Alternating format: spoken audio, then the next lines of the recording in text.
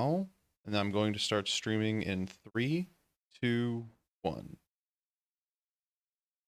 And we are live. And we're live. All right. Let me I'm going to get share my everyone up screen here. to you so you can see the things. And there. Oh, this needs. All right. Let me see what we're looking at. Wow. Oh, this is the slide. This is the. Aw. We'll worry about this later. Okay, don't hang on. Let me get everyone in here. Oh, don't we're on the starting screen. We'll be on here for a little bit. Okay. While people filter in. Oh yeah, I also wanted to have music on in the background.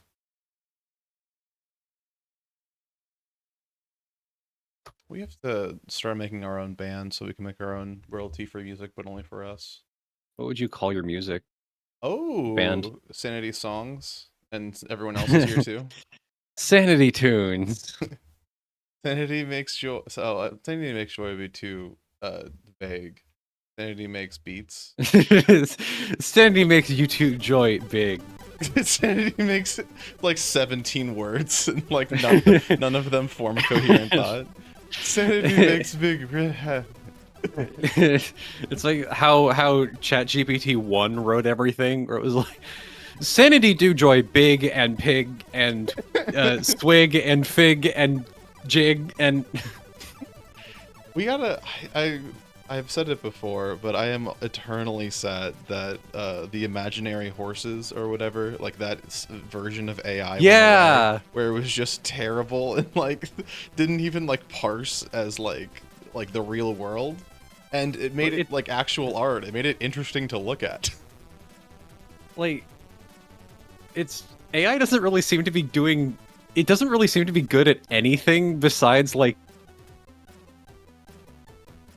And like, if it made them better, like if it was like more realistic at doing that, I wouldn't care anymore. It's like, yeah, it's only funny because it's weird and like uncanny and shit at everything. exactly. It also doesn't even look like normal things. Like it's not even still tagged blueprint. Oh fuck. Thank you. I forgot we're not streaming the blueprints anymore. We're streaming. Oh, is there a Yu-Gi-Oh category? Oh god, who the fuck knows? There is a Yu-Gi-Oh category, the trading card game. A whopping 27 viewers. That sounds about accurate. The salmon in the river one, where it's salmon meat rather than. Oh yeah, I remember that one. It was like a whole bunch of like it was supposed to be like salmon swimming in a river, but it was just like the pink like salmon fillets, and they were just like dropped in a river and like floating around. It's like, that's good. I like that. That's funny. Yeah, now it's just like it's either like piss filter or it's just like bad porn. There's like not really an in between. It does everything through those two lenses. AI porn looks so silly to me.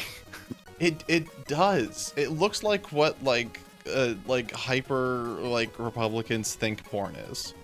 Like yes. It's like too smooth and perfect. And the proportions are always weird, and they're always making some stupid face. Yeah.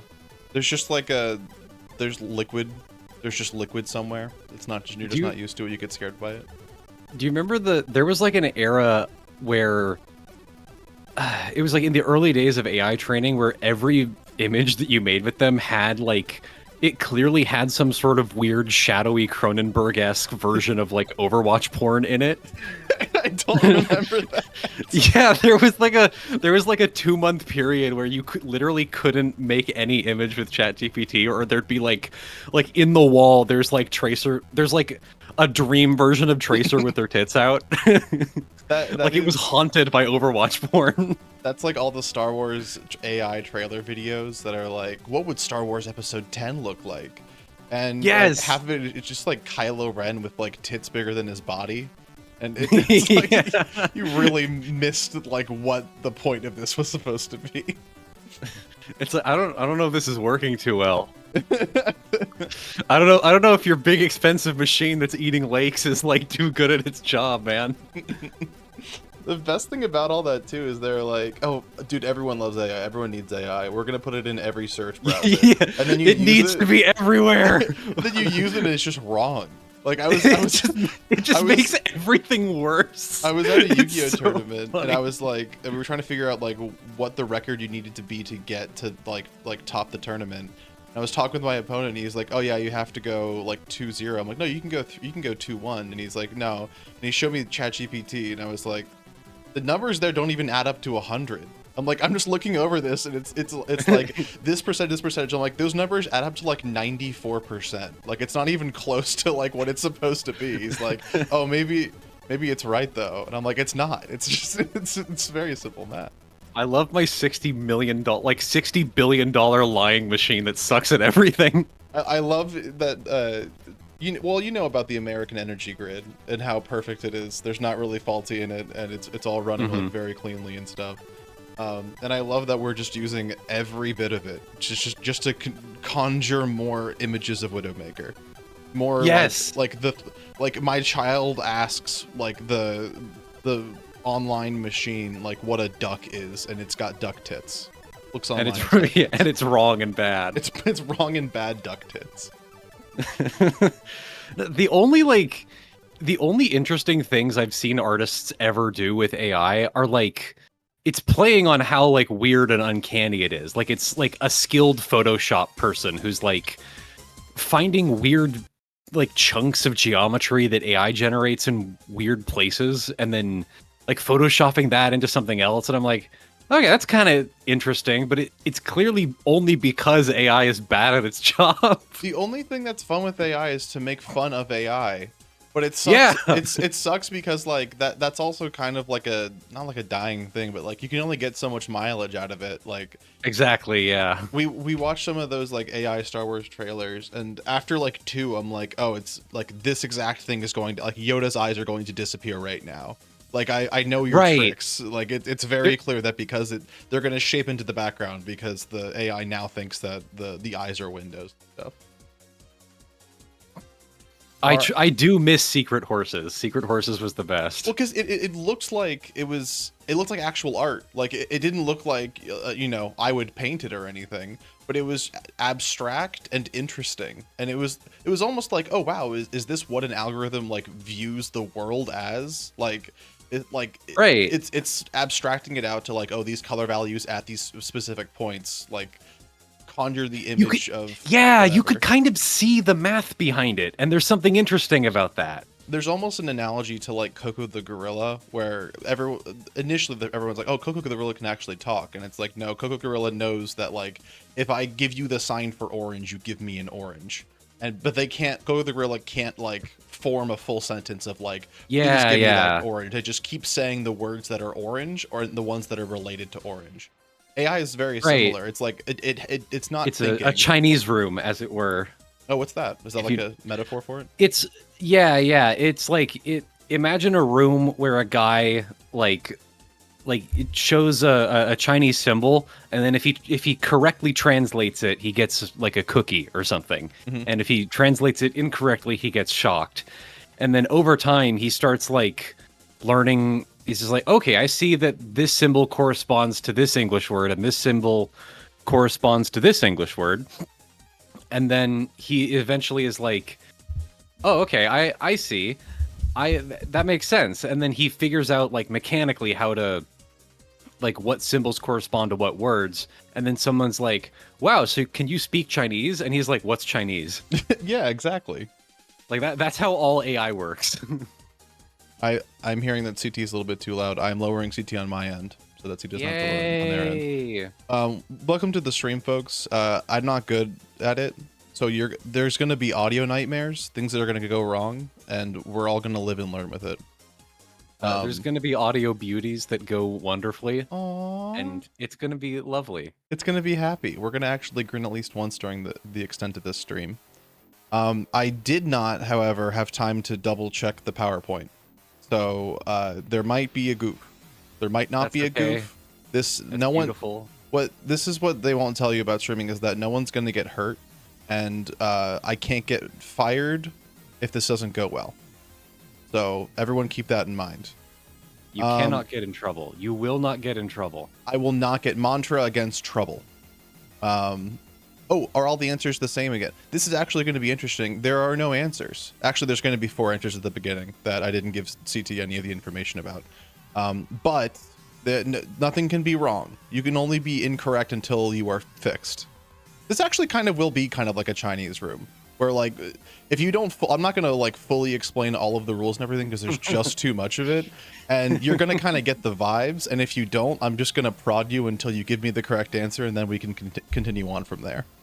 Okay. Yay. Okay. Yay. Also, guy who just learned about a Chinese room. This kind of reminds me of a Chinese room. Yeah, I mean, it feels like there's so many things in the world that you learn about one and they just kind of come up almost instantly. Yeah, I will be the student this time because I'm usually the substitute teacher of our stream group. That's true. However, you are the foremost scholar that I know, insofar as that you are the only person I know that's still trying to learn things.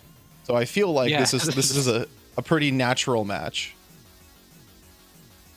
All right, let's go to the live scene. Oh, actually, I wonder if I can play like Yu-Gi-Oh video game music. Oh, there's a whole bunch of games of Yu-Gi-Oh. Oh, there is. Oh, I hope this doesn't like what's it called? These all might be copywritten actually. Okay, we'll go back to the normal music. okay. And then we'll do this. Okay. All right. Go to the live scene. Okay. And then let's pull up my thing. All right. Bang, bang, bang, bang, bang.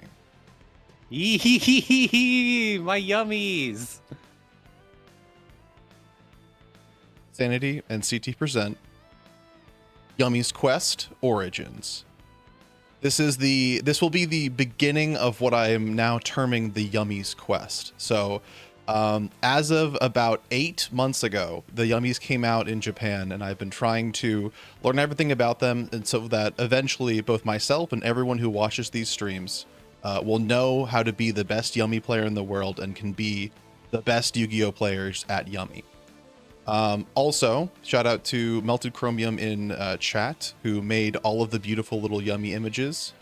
They're so cute. This is some of my favorite fan art we've ever gotten. It's literally awesome. Like they just appeared one day too. It's so fucking cool. Their Tumblr is Micro Divinity for art, and it'll come up later as well. But it's just so cool. Okay, CT, what do you know about Yummy?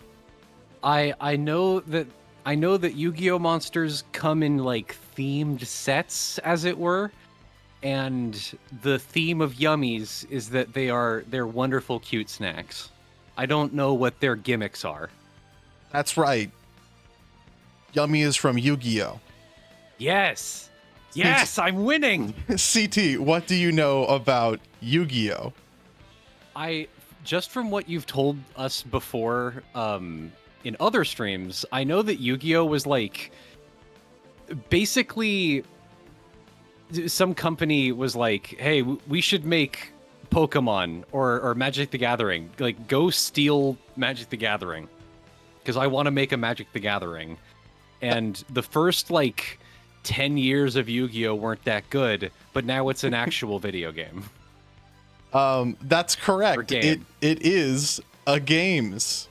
Yay! CT, I cannot stop winning. What do you know about games? They're things that you can play and win. Give me more. Well, I have a lot of them. They're enjoyable. They usually have like a win condition and a lose condition. There's many different types of games. That's true, CT. Games are fun. Yes, yes. Now, what do you know about fun? It's the most beautiful thing in the world. That's correct. But let's tell you a little bit more. Okay. So here's the table of contents. We have the opening bit, which we are just about to concede here. We will now be getting our introduction to fun, and then into games, and then into Yu-Gi-Oh! We will have a snack break with oranges and water. Those will not be provided. You'll have to think about those. We'll then have our introduction to Yummy, our basic Yummy combo, and then some final thoughts, concepts, how and where to play. Okay, that All right. sounds good. I'm ready to learn of Yummies. Well, first, you need to learn about having fun. Oh, I'm not ready to learn about Yummies yet.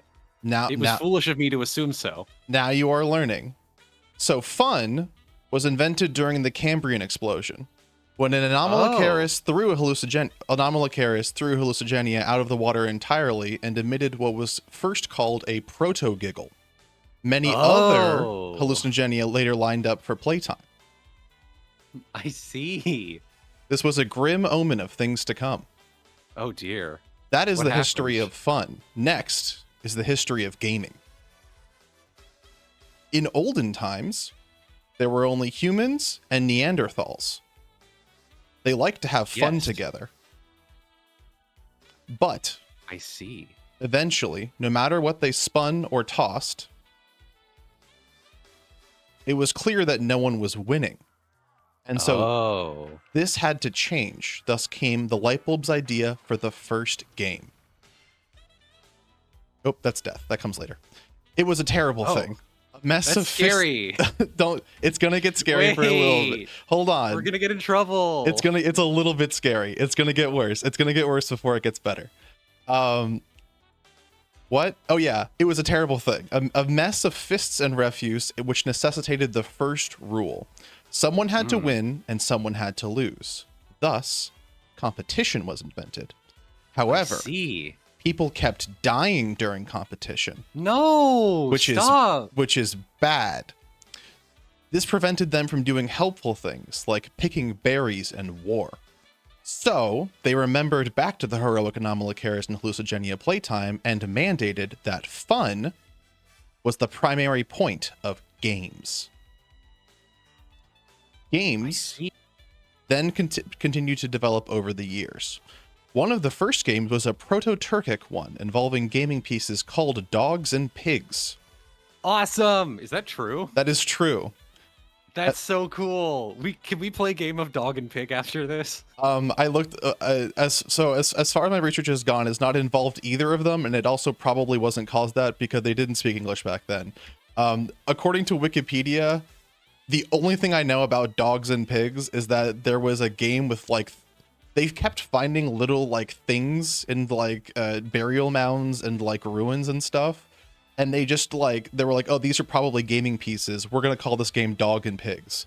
And I looked into like the source for that on Wikipedia and it doesn't say anything more. So I don't know why, I don't know why they called it Dogs and Pigs, but this is, as far as I can tell, the first ever game is Dogs and Pigs. I see. And they have very little evidence to back that up, it seems like. As far as I could tell, yes. However, one of the first good games was Senate. Yes, I've played Senate.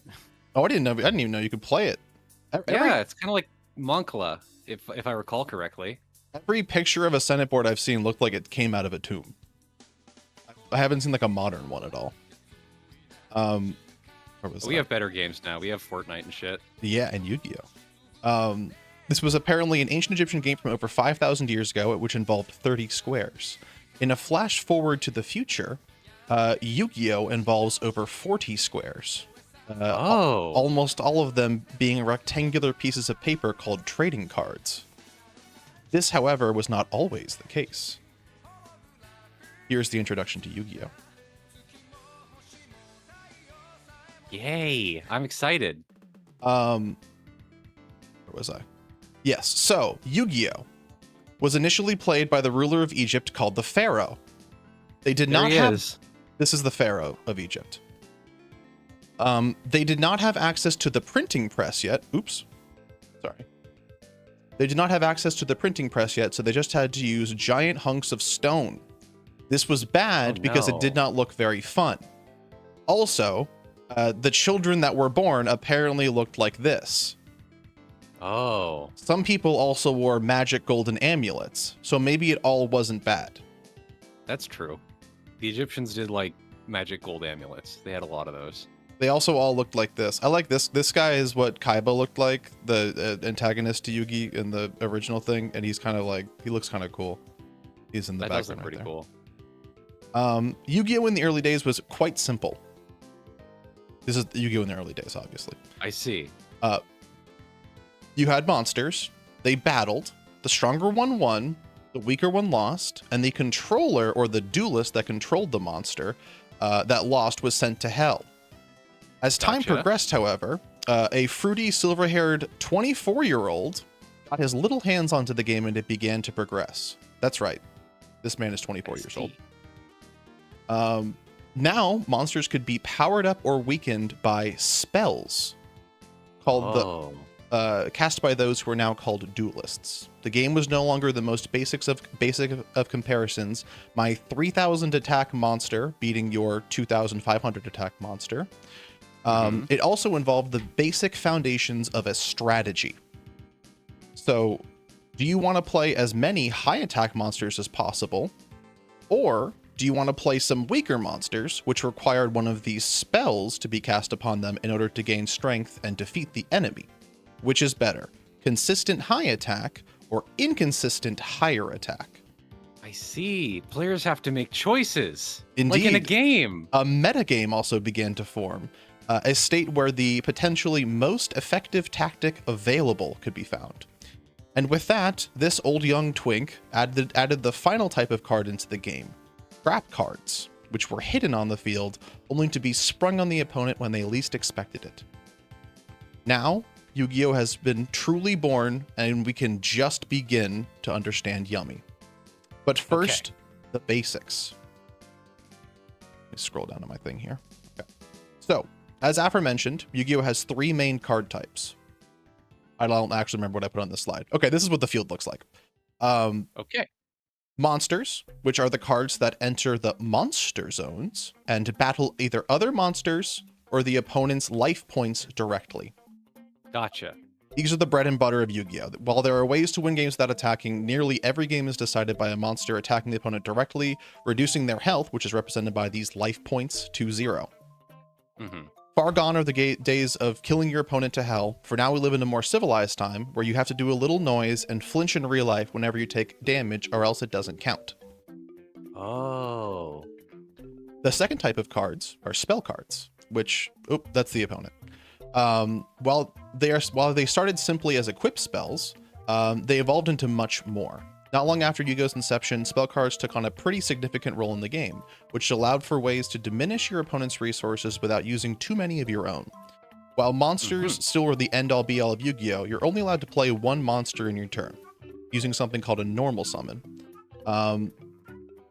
Unlike other card games, Yu-Gi-Oh does not have any sort of mana or energy system, which means you can use as many spell cards as you wish. So, having these spell cards allowed you to remove your opponent's tricky monsters or even a potential trap lying in wait. We'll get to those later. Before committing to the board with a monster of your own, in an attempt to attack and destroy another monster or whittle away at your opponent's life points. And while some spells have the ability to destroy opponent's monsters, I should have clicked for the first one here. You might not be able to read it. It just says destroy one face-up monster opponent controls with the lowest attack. Some other ones also gave you beneficial effects. So the ability to draw, Pot of Greed here draws 2 cards. Which seems pretty good. Yes, it adds more cards to your immediately accessible playable pool of cards, which is called your hand. Yes. And another one called Searching, another basically type of card was Searching. This type of card over here, so the effect of Searching is also called Tutoring in other games, but it allows you to look through your deck and add 1 or more cards that meet a certain criteria to your hand. I see. So these beneficial effects both help with the first question that we ran into, consistency. So Yu-Gi-Oh is a game where you have a deck that's usually 40 cards, and each player starts with an opening hand of 5 cards. So every time you play a game on your first turn, you're only going to see 12.5% of your deck. However, if you have multiple copies of a card in Yu-Gi-Oh, you can have up to 3 of the same card in your deck. Or if you have other cards that allow you to draw or search for a card you need in particular, then you stand a greater chance of finding the parts of your deck that do what you wish to do. For example, let's say you were pairing off against an opponent who only took the big statted monsters in their deck without any equip spells, and you took the option where you wanted to play weaker monsters that required equip spells to work. If you could find an easy way to access your equip spells just as frequently as your opponent could access their monsters, then you'd be able to win more frequently, right? Yes, I think so. So, spell cards like Pot of Greed and reinforcement of the army, which allow you to add a warrior monster to your hand, begin to come into your thought for deck building. Indeed. The third type of cards are trap cards. Are they on this screen? They're not. Which have always been kind of the awkward type in Yu-Gi-Oh! And it is impossible to fully kind of comprehend what the deal is there. So we're going to go to a simulator, and I'm going to kind of start freeballing. The next thing in my script says, head to Dueling Book and do the rest of it. So, okay. I'm going to go to the BRB screen just real quick to make sure that I do not spoil anything. And then let's go here. Then let's go here, here, let's go here. And then they can't see this because we're on the BRB screen. We're going to set this to the Yu-Gi-Oh teaching. You're going to host duel. Oops. There we go. Solo mode. Okay, there we go. All right. Oh, I'm glad that I did this beforehand. I'm going to put cards away that might scare some people. Oh. Some things are scary, but don't worry about those yet. Okay, I'll write that down. You can write that down.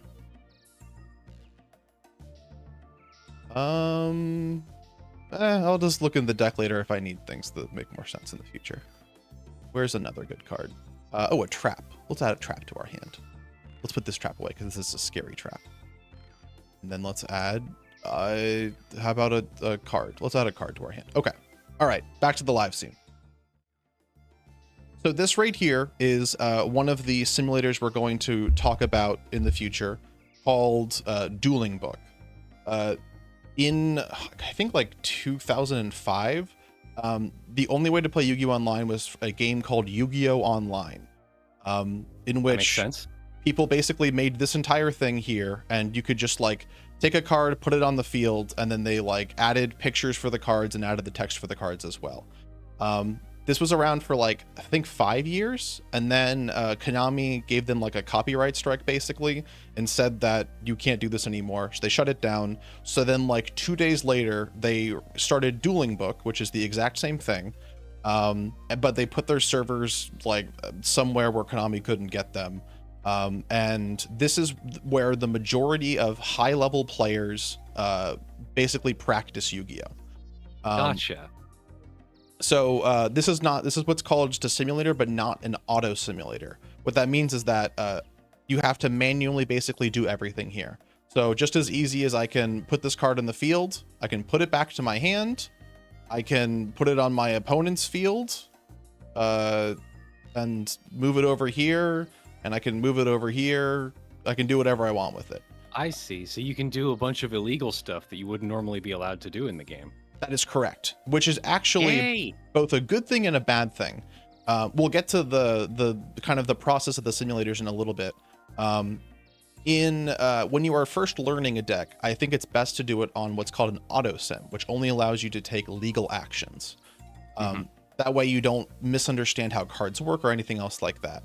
However, when you are ever going to duel in person, you are going to duel basically under these circumstances, where it is you and your opponent, and you can both technically take illegal actions. You shouldn't, you're not allowed to, but if neither of you catch it, then it's an illegal action that was taken. So basically, dueling on Dueling Book is like taking the training wheels off. Not only do you have to know what your cards do and make sure that you don't make an illegal action, you also kind of have to take a look at your opponent's cards, understand what they're doing, and make sure that they don't mess up and take an illegal action by accident either way. Right. Yu-Gi-Oh! Is a very complicated game, and as a result, it is very common that both players will make illegal actions on both players' turns frequently, typically without malice. It's just that complicated that things like that happen. However, we're not doing the complicated stuff yet. We are doing the easy stuff. So, in a game of Yu-Gi-Oh!, the player starts their turn by drawing one card from their deck. Oh, let's put. Makes sense. Don't look at that guy yet. That's gonna be. Okay. That's probably scary. I'm sorry. Don't look at him. Close your eyes. You can open them now. And then proceeding to what's called the main phase. So Yu-Gi-Oh! Exists in what are called phases. In the draw phase, you draw cards. SP is the standby phase, which is sometimes a card effect will say during the standby phase this happens. And then the main phase is where the majority of Yu-Gi-Oh! Happens. So In the main phase, the turn player can play any spells from their hand, as well as normal summon one monster, and then set any traps face down on the field to be sprung on your opponent when the time is right. So, as mentioned before, a normal summon is how I'm going to get these monsters out of my hand. And the monsters are these yellow ones and this orange one, but don't worry about the orange one yet. Don't get scared. So, I'm going to... hold on. I'm gonna you can't do what I'm doing. What I'm doing isn't right. Don't worry about that. You're doing something wrong. I'm doing something that's not trouble. I'm doing something that's not right. That's different than it being wrong. So I should have 6 cards in my hand. Let's add. Where's Pot of Greed? Let me Pot of Greed. Pot of Greed. Okay. I put it in the grave. Fuck. You guys don't know what the grave is yet. Don't worry about the grave. Okay. So, in my main phase, I can play one of these cards from my hand. So I'm going to play this guy. Oh, actually, I legally can't because he has too many stars, but we're not worrying about stars. Okay, he's going on the field. I've used my normal summon. I put this card on the field. Okay, yay. I cannot play this guy. I can only play one guy per turn. As of right now, it's called a normal summon. However, this card is a spell card, and it says equip only to a warrior monster. It gains 800 attack. So if you can tell here, this card is a warrior monster because it says warrior. This is the card's attribute, and up here on the top right is the card's type. Type is usually like elemental, like fire, water, air, wind, earth, dark, light, and divine, but don't worry about divine. And then these ones down here are fucking crazy. There are beasts, warriors. I did get that backwards. This is the attribute. This is the type. Okay. Don't worry about that. That doesn't matter. I will. It never matters. Everything okay. Yay. It never matters if it's the type or the attribute. Nothing ever matters. It really does. It doesn't. So, anyways, for this one, there's a whole bunch of different criteria. They're basically a way of categorizing different types of cards. So, this is a warrior. Right here, I have a fiend. There are warriors. There are beasts. There are beast warriors. There are winged beasts. There are machines, there are cybers, there are a whole bunch of different little ones down here. But you don't have to really worry about those until a card tells you. But because this says you can equip it to a warrior monster, I'm allowed to equip it. So I will activate the card. It will go down here in the spell or trap card zones. I can put them in any of the ones. Ignore the blue and the red. Those are going to be scary for the time being. We don't need to worry about those yet. Okay. And now this card is equipped with this card, and it says it gains 800 attack. So I can go in here and add 800 attack to this card. So now it has 2,500 attack. This is a cool thing to have happen. Another thing I can do is I can set a trap card face down. These are these purple ones. All trap cards must be set face down for a turn before activating. Okay. I can also play this card right here, this blue card, this spell card, because it's in my hand, so I'm allowed to do it. So I can activate Pot of Greed, and I can draw 2 cards from my deck. Okay. That makes sense. Now that this card has been used, it goes to the graveyard. So the graveyard is where basically things go when they are done. Equip cards are a exception to this rule because they equip to a monster. When that monster goes to the graveyard, then the equip card also goes to the graveyard. But for spells and traps, once their effect has been resolved, once it is done, then it goes away. Okay, so when you go to hell, so does your underwear. That makes sense. Oh, is that like a Italian saying or something? Sure. Awesome. Now the next step is the battle phase, which you guessed it. This is where monsters, either empowered by spells or weakened by traps, are allowed to attack each other or the opponent. So let's say for this example, my opponent has this card, La Jinn, the mystical genie of the lamp. Cool. He looks like this. He's in attack mode. I'm allowed to declare an attack on my opponent's guy because I have more attack. I have 2,500 attack and he has 1,800 attack. What happens here is we proceed through the steps of damage calculation. So this card is destroyed. He has been killed, so he goes to the grave. He'd go to my opponent's grave, but since it's my card and I'm doing this, it goes to my grave. Don't worry about that. And my opponent takes 700 damage because that's the difference between 2,500, and 1,800.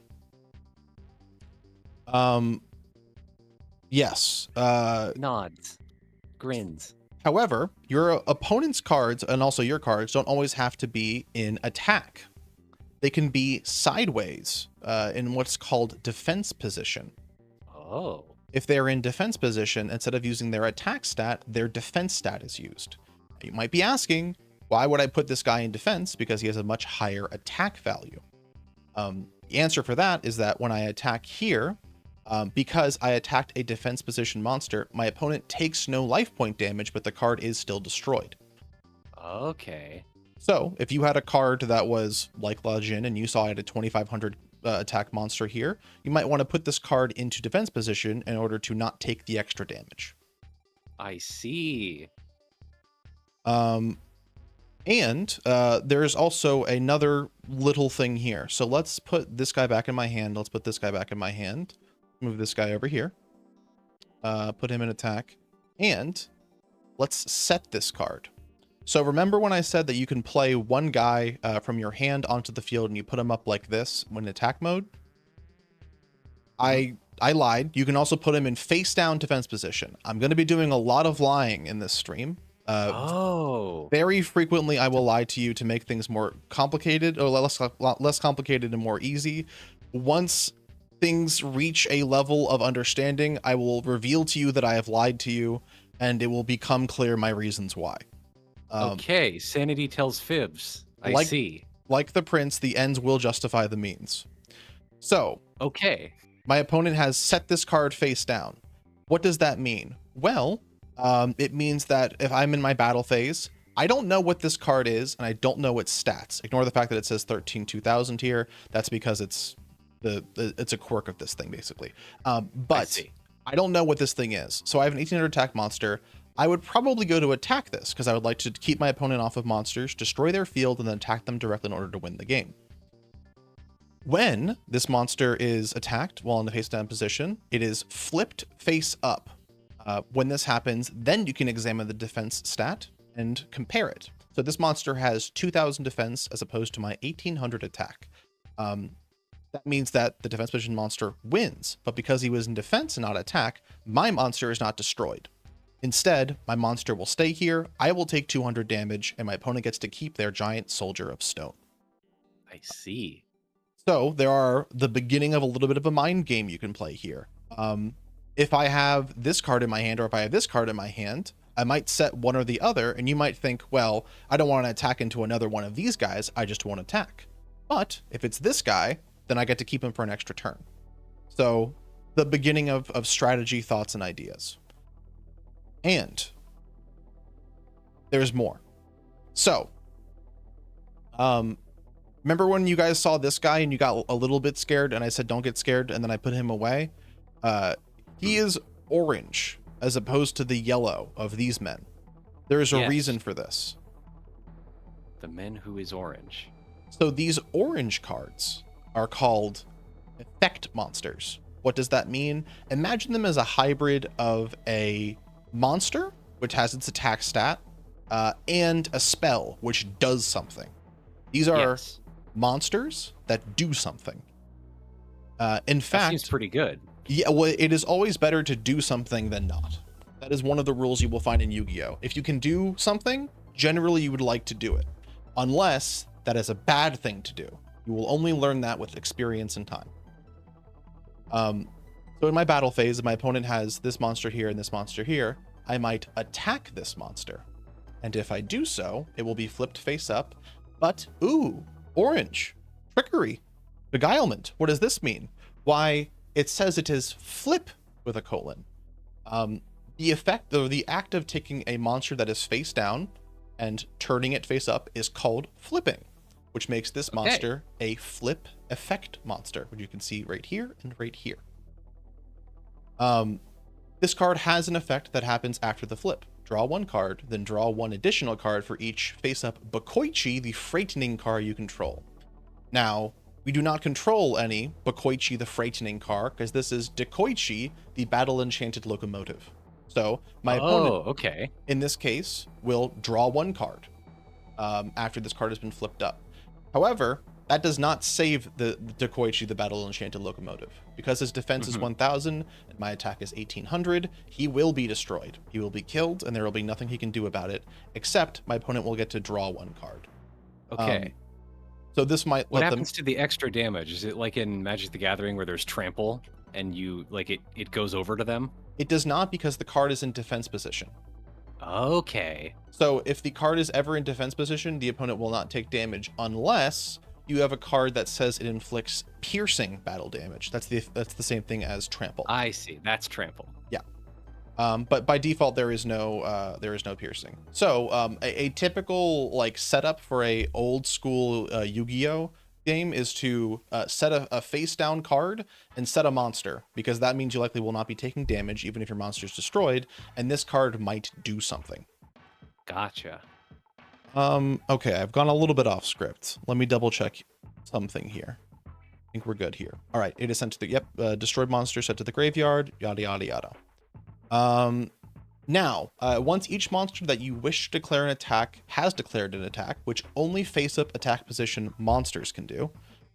For example, if I had this guy over here, he cannot declare an attack because he is in defense position.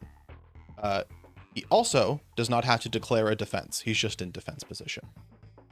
Now we have main phase 2. You might recall main phase 1. This is the second version of it. It happens after the battle. So the first main phase, you might summon a monster, you might play a spell, you might go to battle, see what shakes out. Main phase 2, you have the option to play more spells, to set more traps, or if you have not summoned a monster in main phase 1, you can also do it in main phase 2, but you only get one summon per turn. Okay, one summon per turn. One summon per turn. I definitely will not be lying about that very, very soon. Okay, yay. Remember how I said that there were spell cards and that there were these equip spell cards, and then there were the normal spell cards? There's a lot more. So that makes sense. There is also a little card with a lightning bolt on it, which here's one. This is Mystical Space Typhoon. You can tell the different types of spell and trap cards by looking to the right of the name spell card or trap card.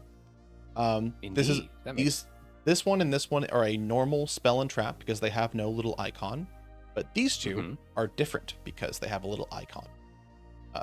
These will just be things you need to memorize. So this little Witch's Bolt is a quick play spell card, and the little plus sign is an equip card. Not. So, quick play spell cards can be activated in a similar sense to traps, except during your turn, and not just during the main phase of the battle phase, you can activate a quick play spell card basically whenever. The term is, it can be activated on quick effect. So there might be some monsters that come up later that also may have quick effects to do something. Those can also similarly be activated basically whenever, but quick play spell cards can be activated kind of whenever. I see. Quick play, because they can also be activated whenever, you can also set quick play spell cards and play them during your opponent's turn. Very similar to a trap card, which must be set for one turn before being activated, but once that turn has passed, then you basically can use it whenever. I see. So like start of your next turn, it becomes active or whatever. Start of the opponent's turn, actually. Oh. So these are the phases here. If I was done with my turn, I would go to the end phase and pass to my opponent, and then during their draw phase, I could activate this card, or I could activate this card, depending on what their activation conditions are. Basically, what is the requirement to allow me to activate it? This card is Mirror Force, so this card actually has a condition to be activated. I can't just do it whenever. Those conditions are preceded by a colon, I believe a colon or a semicolon. But it says when an opponent's monster declares an attack. So I can't just do this whenever. Doing it would be destroying all your opponent's attack position monsters. It can only happen when my opponent declares an attack. Also, yes, Chad is pointing out that you mentioned CT trample, which is a keyword in Magic the Gathering. Yes. Magic the Gathering has many keywords. Yu-Gi-Oh has almost no keywords. If there is a thing that a card does, it will tell you basically every single letter of what that card does. I see. Piercing is the basically the only exception. This was made in, I think, in like 2010 or so. But yes, it used to say when this card attacks with an attack that is higher than the defense of a defense position monster, inflict the difference as battle damage to your opponent's life points. So Wow. every card that had piercing had that on there for a while. And if you look at this card, this is a little bit more of a modern card. You can see you basically have a paragraph of text on there. Now, Right. imagine reading that and also adding the like other 2 sentences of text on there if this card had piercing. Seems like you need a magnifying glass to read all this shit. Oh, we will get to, yes, you will absolutely. And it may look scary for the time being. We're going to break down some of the more modern cards that have more effects, and kind of understand how to read these cards and how to better grasp basically what they're doing at a glance. Okay, where are we right now? Yes, so we've gone over normal spells, we've gone over normal traps, equip spells, and quick play spells. Yes. Does that make sense? And does the general gameplay loop of this game make sense? Draw phase, you're going to draw a card. Unless something says do something in standby phase, you're going to go to the main phase. You can play a monster. You can play some spells if you would like to. You can set a trap. You can go to battle. You can do battle, attack. You can go to your main phase too. If you haven't normal summoned, you can normal summon again. And then you can play more spells, set more traps, and then in the end phase, similar to the standby phase. Standby phase is basically like it's some cards will say something happens during the standby phase. It also may just say something to the effect of like, it's kind of like a forewarning before main phase. So if I had a quick effect that I wanted to do before you had your first chance to activate your first spell for the turn, I could do that. Yes. The end phase is also similar. My opponent may have an effect that they would like to do before their turn starts. So that's nuts. Kind of the reason why these two are the 2 odd men out. All right, so that all makes sense. Let's go into some more types of cards here. So you probably have seen this guy in my hand for a little bit, which has an infinity sign next to it. Let's get him out, and then let's also get let's get you out. Okay. So these cards with infinity I have to set it first. Sure. These cards with infinity symbols next to the name are in continuous spells or continuous trap cards. These, similar to the equip spells, stick around until something says they go away. They can either be destroyed or they just stick around ad infinitum. So both of these cards, they do not have a condition that says they are destroyed. This card just says, if there are monsters in the same name in the field, these monsters gain 500 attack and defense. This card says all monsters you control gain 200 attack during only your battle phase. So once these cards are played, they are there for the rest of the game until they are destroyed. Cool. Yes. Because this is also a trap card, you meet the same conditions as a normal trap card. You will need to set it for a turn before you activate it, but you can activate it whenever. So in that case, if I had 2 legions on my field and my opponent had a 2000 attack monster, I could wait until they declared an attack and then activate Aqua Chorus, giving both of my legions an extra 500 attack, and they might then, because they've already declared the attack, they can't call it off. Their monster would be destroyed because their monster has less attack. They would take some damage. You can't call it off. Yes, this makes sense. Yep, you can never call it off, except I've just lied to you. You can call it off. This is a more complicated thing. In the future, if the number of monsters on either player's, if the number of monsters on the attacked player's field changes after the declaration of battle, then you get what's called the opportunity to redeclare. I see. You get an oopsie. You get an oopsie. This is complicated and difficult, so we're not going to fucking worry about it. It sounds like offsides rules in soccer. Kind of is, yeah. Basically, like, that's an apt analogy. Basically, it's also saying like if something kind of like changes bigly, the rule is usually there for like, okay, if I'm going to attack, oops, put him away. Okay, let's put him over here. If I'm going to attack, okay, I've clicked the wrong button 3 times. Let's move you over here. I want to attack this guy. He's in attack position. And then my opponent activates a card that might remove this guy from the field, put him back in the hand, or put him in the grave, or whatever. I have the chance to redeclare and attack the opponent directly in that case. That's kind of the intent of the card, or the intent of the effect rather. That's a ruling for Yu-Gi-Oh. It's rare that you need to come up with that in normal Yu-Gi-Oh, but we will get to that in the future. Okay, nods. So we have gone over normal spells, normal traps, continuous spells, continuous traps, and equip spells. Do another type of spell. That type of spell is the field spell. So, this is a field spell. You can tell because it has a little shuriken there. That is different than the plus sign. I always got confused when I was young, but they do look different if you kind of look at them enough. Another thing that might help you is that in most Yu-Gi-Oh, equip spells are kind of out of date. They're not really used too frequently. So if you see either of these and you're confused, it's likely a field spell. That's not a shuriken, Gotcha. It's a wind rose. I think it's a shuriken. Oh. So you might notice that in these fields here, we have our spell zones, we have our monster zones, we have our graveyard. We also have this little guy right here, which is kind of off to the side. That is our designated field spell zone. All of our field spells will go here. Once a field spell is activated, its effect activates, and similar to a spell or a trap card, it might affect one player, it might affect both players.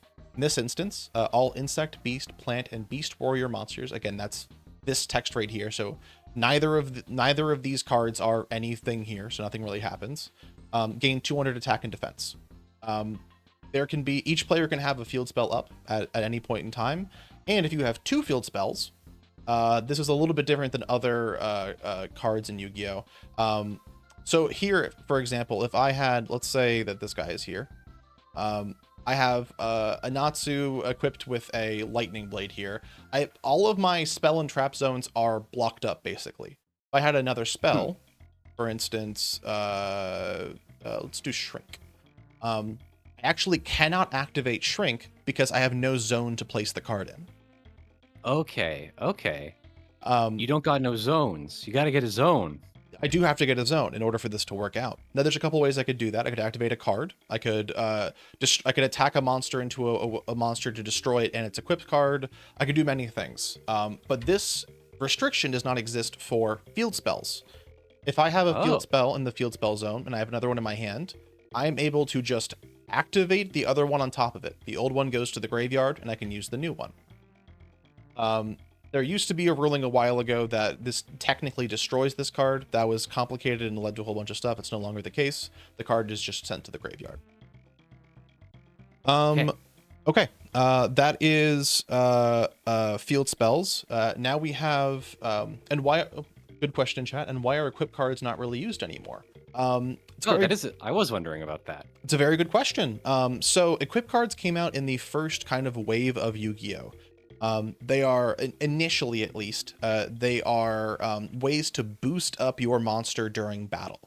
As the game progressed, Yu-Gi-Oh became much less about battle and much more about advantage in terms of cards that I control as opposed to cards my opponent control, field presence, and effect activations.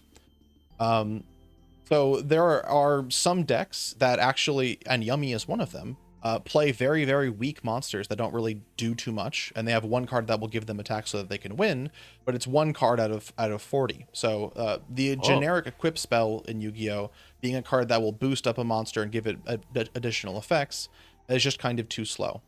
Other thing with equip spells is that both the equip spell and the monster need to stick around in order for its effect to activate and continually apply.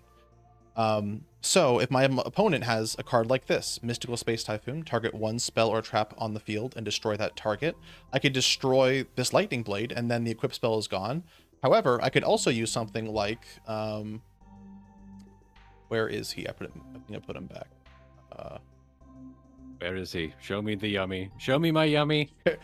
Show me my Yummy. I thought there was a card called Fissure. It said like destroy one card with the lowest attack. Oh, that was on the PowerPoint. That was not here. Okay. But for the example here, if say this card was very big, this card had 3,000 attack and attacked over this card, then both of my cards could go to the grave.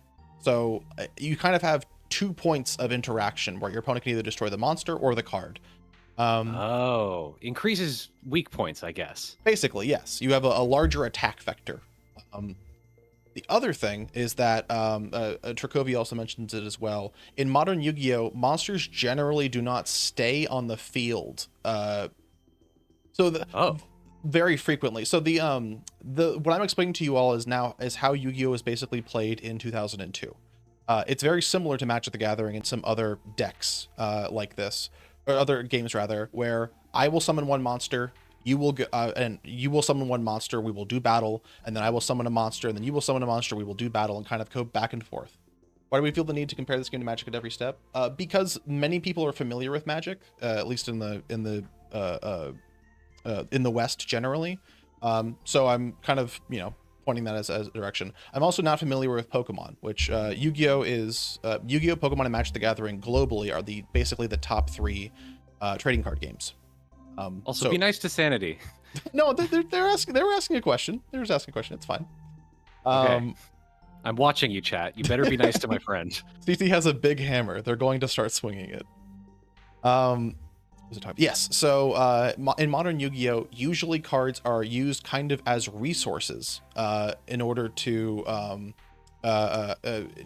get other monsters out. But that is going to be something that will happen more in the future rather than right now. We'll get to that later. Another reason why equip spells usually aren't usually like that big is like, so sorry. Another reason why equip spells aren't really used that frequently anymore is because they require a monster, they require two things from you. And the best cards in Yu-Gi-Oh! And modern day Yu-Gi-Oh! Require one thing from you, which is either the monster or the card or something. For example, Mirror Force requires just you to set the card, and then if your opponent had 5 monsters and they were an attack in, I could activate this one card and destroy all of their cards. That's pretty good. Lightning Blade requires pretty good. Yeah, a specific monster and this card as well, and it doesn't do as much. So, anyways, what's the neat and skinny, short and skinny, short and long, something. Short and sweet. Short and sweet, I think. Yeah, that sounds good. That is the skinny or the short and sweet, I think. That's the skinny. Is that the phrase? Yeah. Give me the skinny. Aw, I like that. It's like a Jersey Italian sort of thing. It does seem like the sort of thing you'd say when you're handing someone a very pleasantly plump frog. Oh, I like that also. Yeah, there's a lot of wonderful things in the world. Hey man, hand me that skinny real quick if you don't mind. I'm now imagining like the Jersey Mafia or something that like going, hey Mickey, hand me that delightfully plump frog. You got it, boss. You got it, boss. Another frog for you, boss. I found a good one down at the pond today. Now that's a fat frog. Yo, boss, I think Mikey got us a toad. Well, toads are welcome here too. You know what we says. No, I don't. He pulls down his shirt and there's like a tattoo across his entire arm that just says, you know that toads are also welcome here too. He the other guy claps his head to his forehead and is like, that. Oh yeah, I forgot you got that ink, boss. Looks good. I also have that tattooed on my arm. It's on his forehead, he just didn't look. Yeah, it's been on his forehead the whole time. Okay, there is another type of trap card, which is called the counter trap card. These counter trap cards, similar to the other trap cards, must be set for a turn before being activated, and they are only activated in response to something. That will be specified at the top level here, before the colon. And it says here, when a spell trap card or monster effect activated that would inflict damage to you, your opponent takes the damage instead. So, you can pretty easily see how this card would be used. Yes, a bit of an Uno reverse. Basically an Uno reverse. I also really like that card art. Yeah, this card actually is it's called a lost art. I believe it was censored in the American release, or the non-Japanese release of this card. And then in like 2003 when this card came out, and then as of I don't know, 10 years later, they were like, actually, I think it's fine if children see like an old-timey flintlock pistol pointed at Indiana Jones. That's probably fine. We can release these cards so that people can see them. Bad things can happen to Indiana Jones. That's it- okay. Harrison Ford is okay for it to be harmed. It's fine when this happens. The other strange thing about counter traps is that once a counter trap is activated, the opponent and yourself cannot respond to that. So everything else in the game, if it is classified as a quick effect, which as a reminder are quick play spell cards, as well as trap cards, and any monster that says quick effect. So you can see this card right here says quick effect. Those can be activated basically in response to other stuff.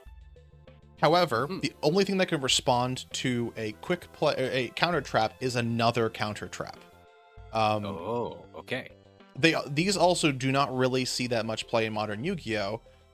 For the main reason being they are very bad going second. So if my opponent sets up a whole board, I have to set a trap and then wait pass for my opponent. My opponent might just be able to kill me before that the trap is actually able to activate. This is actually true. You might be screwed beforehand. Exactly, yes. This is another thing. Traps in Yu-Gi-Oh, in modern Yu-Gi-Oh at least, are not really used almost at all because they're too slow. The thought is, I've drawn this analogy before. I will draw it again. Magic the Gathering, from what I understand, is a game that is kind of more similar to like a sword fight, where like you and your opponent both play cards kind of like, I will slash at you, you will parry, and then it's your turn, you will slash at me, I will take damage, and then kind of goes back and forth, and over time you get better and better at the actual sword fight until one person is determined a victor. Yes. Very epic wizard, thank you very much. That's very kind. I didn't think that was an insult initially. The first thing about the why are we comparing it to Magic the Gathering? We're all good. Everything is happy here. This is Happy's world. Everything beautiful. Everything is beautiful. In fact, we might even see a Yummy later. And that's going to be very cool. Also, Droopers, I don't know if I responded to that question. Yes, you can respond to counter traps with other counter traps. Sorry. What was I talking about? What was I? Oh yeah, trap cards in Yu-Gi-Oh in general. Yu-Gi-Oh is a game instead where basically both you and your opponent are assembling like a mortar strike. Like you and your opponent are like 2 miles away from each other, and the first person to hit each other with that mortar wins. So some decks change kind of like how they play. Some decks try to put up defenses and they dig a little hole so that when the mortar hits you, you don't actually die. Some decks just try to make a mortar happen as fast as possible. Some decks try to build the biggest mortar possible so that they can burst through all those defenses.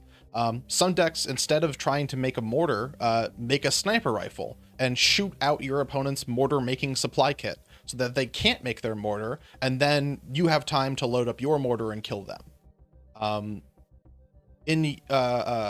What's it called? In Magic the Gathering, you will go, both of the games can play for 30 minutes to an hour, 15 minutes, depends. But you will have many turns. In Yu-Gi-Oh, usually the game is done by turn 3, sometimes turn 2. There's also things in Yu-Gi-Oh called FTKs, first turn kills, or OTKs, 0 turn kills, where you can win the game before your opponent's first turn is done, before you could technically like activate a normal card. These are extremely rare, but these are possible. Also, Dark Soul Lover of Purple. There was 2 L's, I got confused. We are going to talk about pendulums potentially. These are scary things that I would like. See. These I actually did not write any of the script stuff for because they are so confusing. I will say one thing about pendulums. They are confusing. They are hard to comprehend to beginners or to people who are experienced as well. You don't have to worry about them because they're not very good. They have been very good in the past. They've been extremely good in the past. As of right now, you don't really need to worry about pendulums. If you are playing an opponent who is playing pendulums, you give them the thumbs up and let them do whatever they want to do. And then you look at their normal cards and try to deal with those. Eventually it's something you should learn, but they're complicated. I have 1 or 2 in the deck. We will look at those later. Okay. So that is counter traps we've addressed. We will now get into the final type of spell card. which is the Ritual spell card. Ooh. Yes. So, remember how I said initially you can play one monster on your turn that was called a normal summon? Mm-hmm. I lied to you again. So expect for me to lie to you more in the future so that your heart will not be broken, because there are actually many ways to get monsters onto the field that are not the normal summon. These are called special summons. Yay. A card can be special summoned. I'm gonna put these all back. I'm gonna put these all in the grave so that I don't have to keep looking at them. A card can be special summoned so long as actually we're gonna put this card here so we don't look at these. These are for pendulums. Don't worry about those right now. Special summons are effects. You can special summon a monster whenever the monster is legally allowed to be special summoned. So Blackluster Ritual is a ritual spell. You can see by the little ritual flame here. Because it's not a quick play spell, it can only be activated during the main phase 1 or during the main phase 2 of your turn. And when you activate it, the card kind of tells you what it does. You can use it to ritual summon Blackluster Soldier, which is this card right here.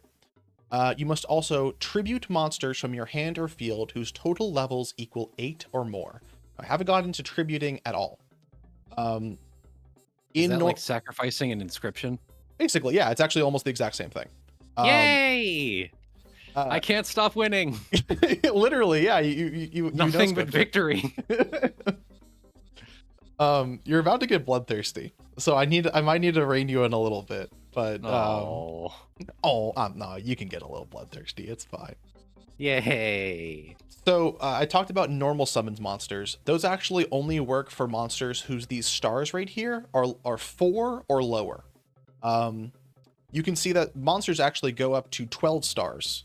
And the way that these stars break down is a little bit complicated, but you can normal summon a monster with more than 4 stars if you meet the tribute condition. So for 5 or 6 star monsters, which this card is, you need 1 tribute, which means you need to have 1 monster on the field, which must go to the grave. You can then use your normal summon to normal summon this monster. If you have a monster that's more than 6 stars, so 7 to 12, you actually have to have 2 monsters on the field, tribute both of them, and you can normal summon that monster. Typically, monsters that require a tribute summon either have good effects or they have better attack lines, better stats, and give you a reason to actually use the normal summon on one turn and then the normal summon on another turn in order to get this one card out. Ritual spells kind of cheat this a little bit. So if you have one of these cerulean, kind of pale bluish cards in your hand, you can tell that they are a ritual card because they say ritual here. If you have the ritual spell, you can activate it from your hand, and you can tribute monsters from your hand or field whose total levels equal 8 or more. This is different than the normal tribute summoning because tribute summoning requires the monsters to be on the field only. In this case, you can actually also tribute them from your hand. So that seems pretty good. Yes. So it is both good and bad. So we'll get into that for a little bit. But so we can actually tribute these 2 cards from my hand, send them to the graveyard, in order to ritual summon, which is a special summon, the Blackluster Soldier. So this is good in one sense of the way. It is good because I have used no cards on my field. I haven't even used my normal summon. So if I have another card in my hand, I actually can normal summon it as well this turn. That's a Gemini monster. That's going to scare you. Let's get this one. Oops, I didn't click it right. Good, let's get her. So if I have this card in my hand, I also can normal summon this card. And now I've put 2 monsters on the field. However, in order to ritual summon here, I needed a lot of things. I not only needed the ritual spell in my hand, I also needed the ritual monster in my hand, and I needed the ritual cost. Because the ritual cost is 8, I actually need an 8-star, 9-star, 10-star, 11-star, 12-star monster, or I need multiple lower star monsters in order for that to happen. Oh, so, it's like a bar you gotta fill up. Basically, yeah. That's actually exactly what it is. So to get this guy out here, I actually needed to, I didn't use my normal summon, but I had to use a total of 4 cards, including himself, to get him out. And I see. That's good for right now, but if my opponent had a card like Mirror Force and I attacked into it, their one card has just destroyed my 4-card investment. So I'm destitute. And I'm in a barrel and I have suspenders on my back now. Oh no. So this is kind of the give and take with ritual monsters. For a while they were very bad. And then kind of as time goes on, they received more support. They became ritual effect monsters and kind of things became better. This also leads into one of the things that makes Yu-Gi-Oh! I'm going to say the most unique, which is the extra deck. So you can see here, I have my deck. The deck initially was 40 cards. I'm down to 22 because I've been going through a whole bunch of them. I also have this 10-card extra deck. Now your extra deck can have between 0 and 15 cards in it. The types of cards in your extra deck are purple, white, black, blue. Ignore these. Okay. These cards right here are 4 different types rather of extra deck cards. So the first one we're going to go to is fusion. So in order to fusion summon a fusion monster, we are going to get its proper materials. So you can see here, Sandwich requires Sangan and Witch of the Black Forest. That's why his name is Sandwich. Oh. So if I have Witch of the Black Forest on the field, which I do. I love Sandwich. I always use Sandwich as one of my examples. Just you also let me. I don't know if I added Sangan to this deck. I really hope I did. I did. Thank God. Okay. I also need the specific thing. I'll go over this in a second. But you can see Sangan is right here, and this is Sangan right here. He's in the little artwork of this little guy right here too. A fusion is what it sounds like. You are going to fuse 2 monsters together to get a better card out of the set. So what you need is a card that allows you to fuse. Fusion. So a fusion is an effect. It's not a specific type of card, if that makes sense. So a ritual spell card is a specific type of spell card. You can see it has the little brazier right there. It's a ritual card. Any card that says fusion summon using blah, blah, blah, that isn't a card that will have a fusion effect with it. Okay. It also will tell you where you are allowed to fusion summon from. So polymerization is the classic fusion spell. It allows you to fusion summon 1 fusion monster from your extra deck using monsters from your hand or your field. So you can see here, I have Witch the Black Forest on my field. I have Sangan in my hand. So I can activate polymerization. Both of these cards, actually all 3 of these cards, will go to the graveyard. And then I can fusion summon my Sandwich. Okay. So the pros and cons here as well. I did need the fusion card in the polymerization, the fusion spell in my hand. However, I also could have fused from my hand or my field, similar to the what's it called? The ritual, but I didn't need the ritual card in my hand. Because this card is here, this can be summoned as soon as the condition is met. So it's basically like an improved version of ritual summoning. I have easier access to this card. It doesn't take up a slot on my deck. I also can't only draw the Blackluster Soldier or only draw the ritual, and then I have to kind of wait to get the other one. I will always have access to Sandwich if I have the polymerization and the other 2 cards. A Blessed Feline in chat asked a question. Are there any cards that use the first and second digits of the stats? First and second digits of the stats. Are you referring to the 21 and 18 for attack and defense? Assuming that's what you're referring to. Oh, do you mean the last 2? Like the 00 or the 00? As in the 00s. Not really. However, there's one freak who I do want to show you. I added this card in just for this specific case. So Yay. This is Reaper of the Cards, who has a very strange stat line of 1380 and 1930. It is exceedingly rare for Yu-Gi-Oh cards to use the last 2 numbers here, and if they do, typically there are 50. So it would be 2150 or 1850. This guy uses 1380 and 1930, and there's like 4 cards in the entire like 200,000 card like pool of Yu-Gi-Oh that does it this way. The reason for this is that during the anime, The anime basically played a different game than Yu-Gi-Oh! Because they made the anime first, and then they were like, oh shit, people want to play Yu-Gi-Oh! From the anime, let's make the cards. During one of the anime seasons, there was an effect that gave the cards an extra 20%, I think, attack and defense, or it was like 15% or weird. So they just translated those stats onto these cards. That's why they look weird. They're not used. You won't ever have to worry about them. They're more of a curiosity or an oddity than anything else. Majority of the time, only the first two numbers are going to matter. 17, 30, 25. In fact, usually when you are calculating damage, you are really only looking at the first two numbers here. Even typically the defense usually doesn't even matter that much either in modern Yu-Gi-Oh! But we will put him back in the deck. Goodbye forever. Okay. We have got ritual summoning. We've got fusion summoning. Are we okay? Is anyone going to throw up yet? I'm not scared. Okay. This is the next type of summoning that I'm going to show you. It is called XYZ summoning or Exceed summoning. I've seen this. I've seen people talk about this. Yes. So, this form of summoning does not require. Oh, actually, was Synchro first? Oh, sorry, Synchro was first. We're gonna do Exceeds first. I think it's easier for it to understand it. Sorry. This card does not require any sort of spell or any effect that allows you to do it. All that you need is the ability to do so.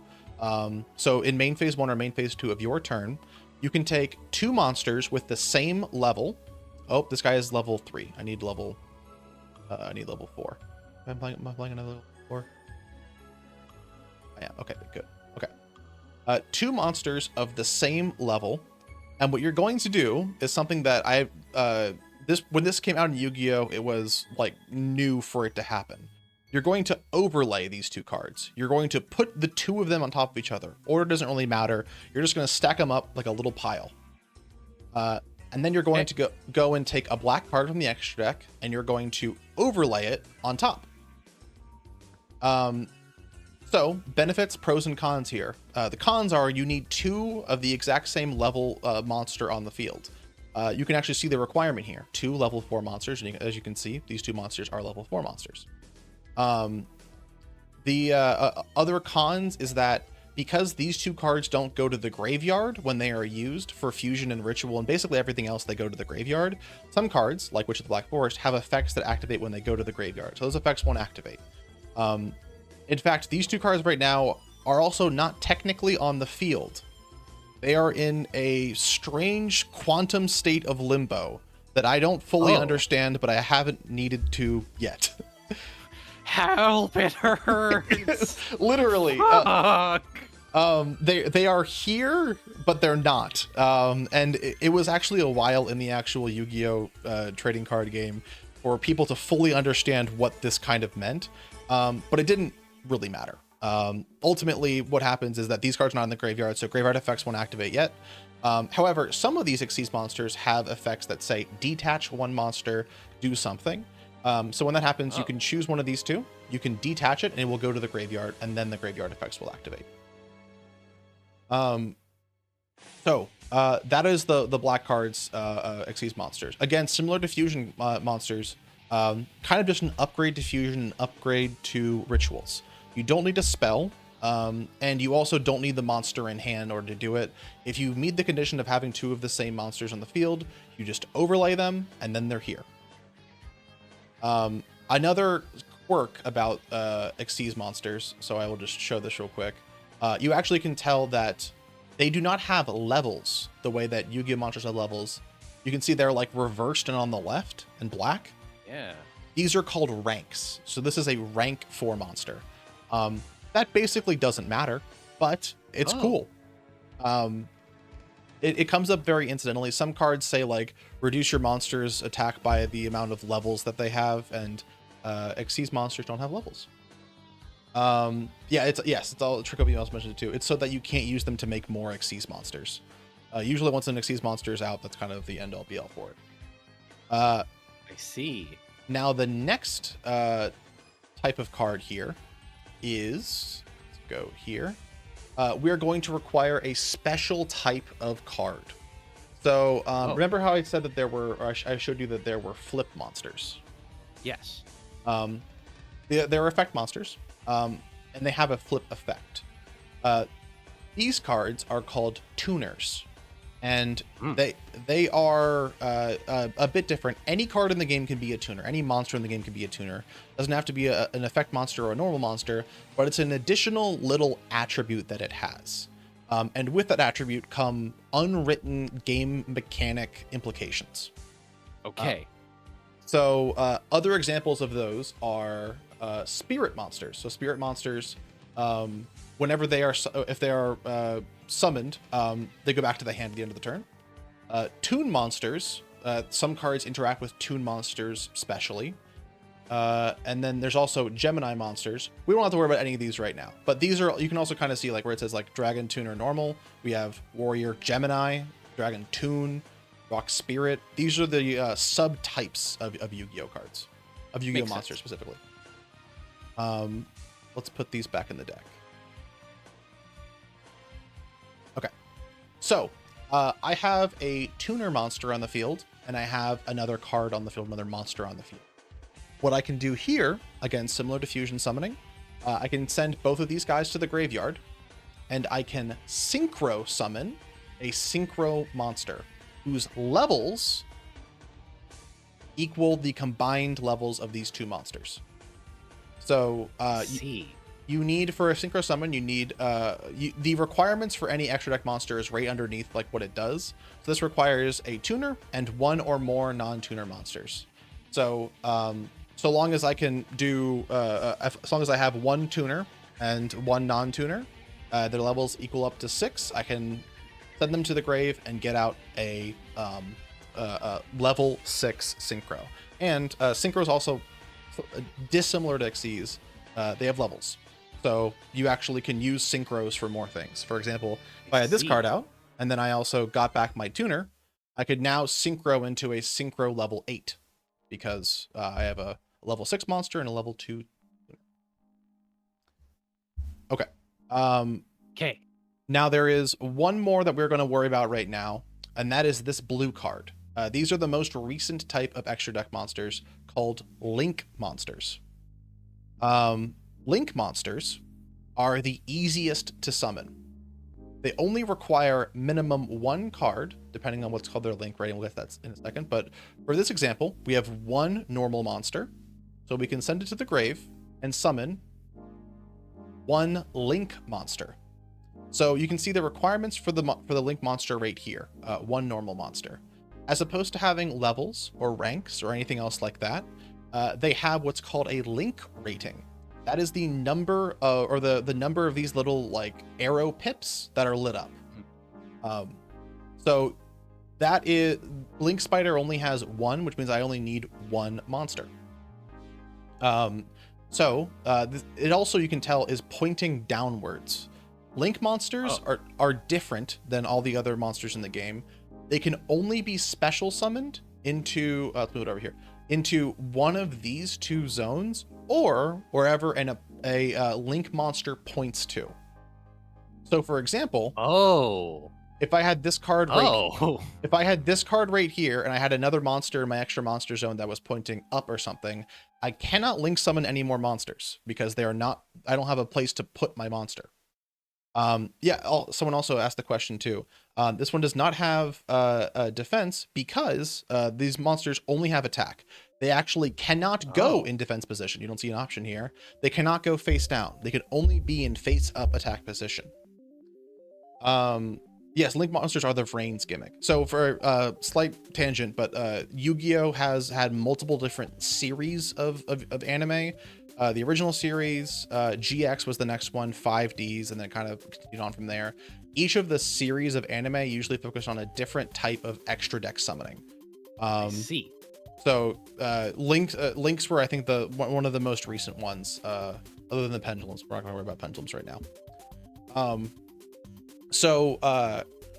Another thing, which so I guess take a quick step back. For ritual monsters, in order to special summon a like bigger ritual monster, you needed a new spell, enough tributes, and more shit to get to a bigger ritual monster. In order to special summon a bigger fusion monster, you just need to meet whatever like requirements are on the fusion monsters like thing.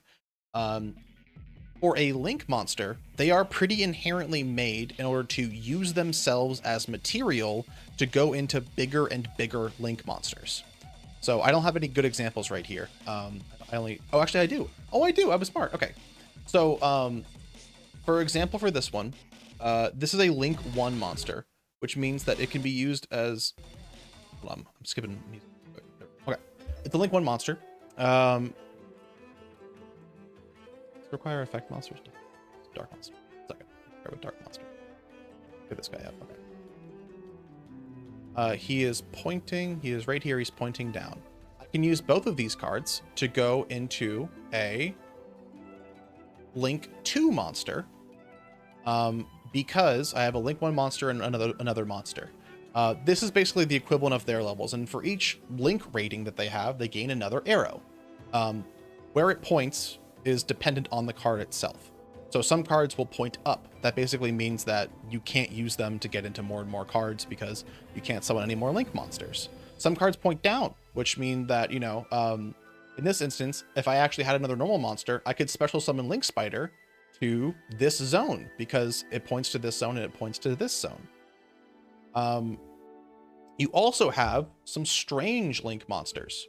So World Dragon Zealantis is a monster that is a Link 4 monster because there are 4 arrows. However, its requirement is only 1+ effect monsters. What does that mean? That means if I have another Link 4 monster, say the Dark Charmer Gloomy was a Link 4 monster, I could use it as the full requirements in order to summon World Dragon Zealantis. Even though it's only 1 card and a Link 4 monster requires typically 4 monsters, it actually requires 4 Link material, basically 4 arrows. The equivalent is also here for these two. As you can see between these two, there is a total of 2 arrows.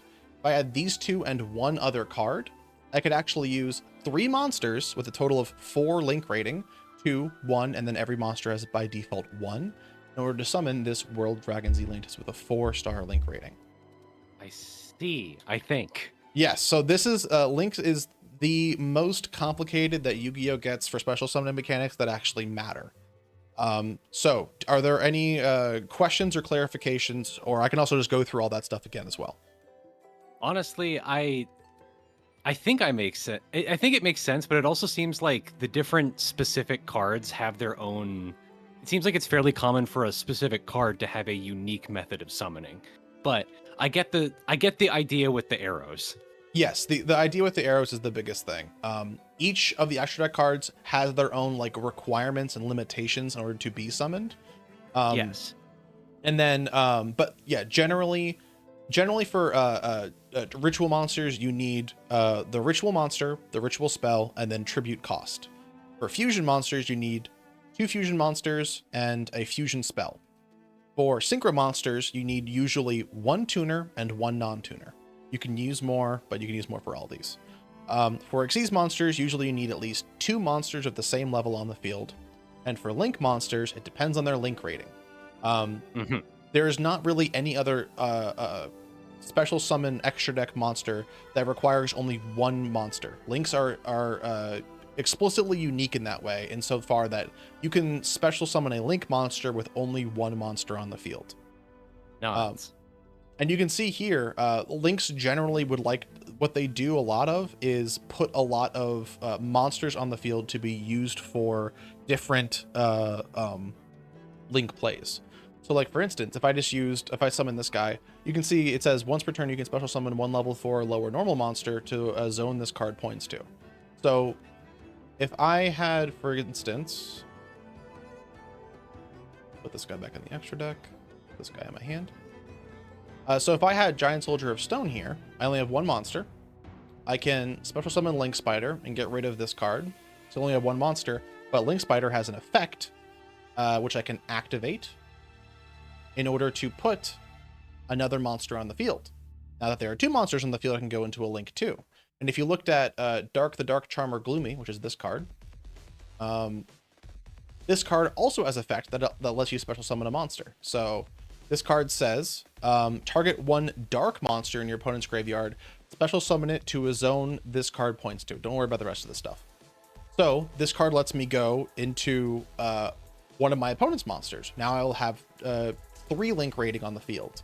There's a 3 link rating card lets you special summon 1 card from your graveyard. So now I can use that to go to 4 link rating. So now from 1 card on the field and 1 card in my hand, I now have 4 link ratings worth of monsters. This is called link climbing. This is how a lot of link decks work. Basically of spamming a whole bunch of monsters on the field and getting progressively more and more powerful cards and monsters as time goes on.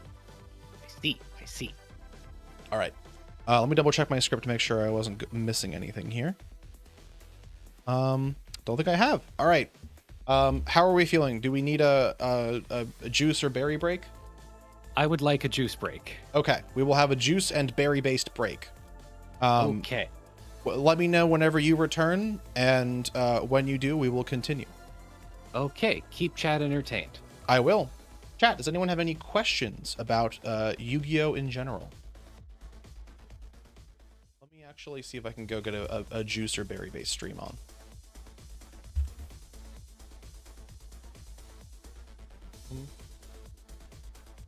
When do you get to fuck the cards? That is on your own. That is on your own time. That is on your own time when you get to fuck the cards. I cannot tell you when you get to fuck the cards. That's only a you. We're gonna watch a nature documentary. We're not gonna listen to it with that fucking music on though. Let's play Quiver the Necrodancer.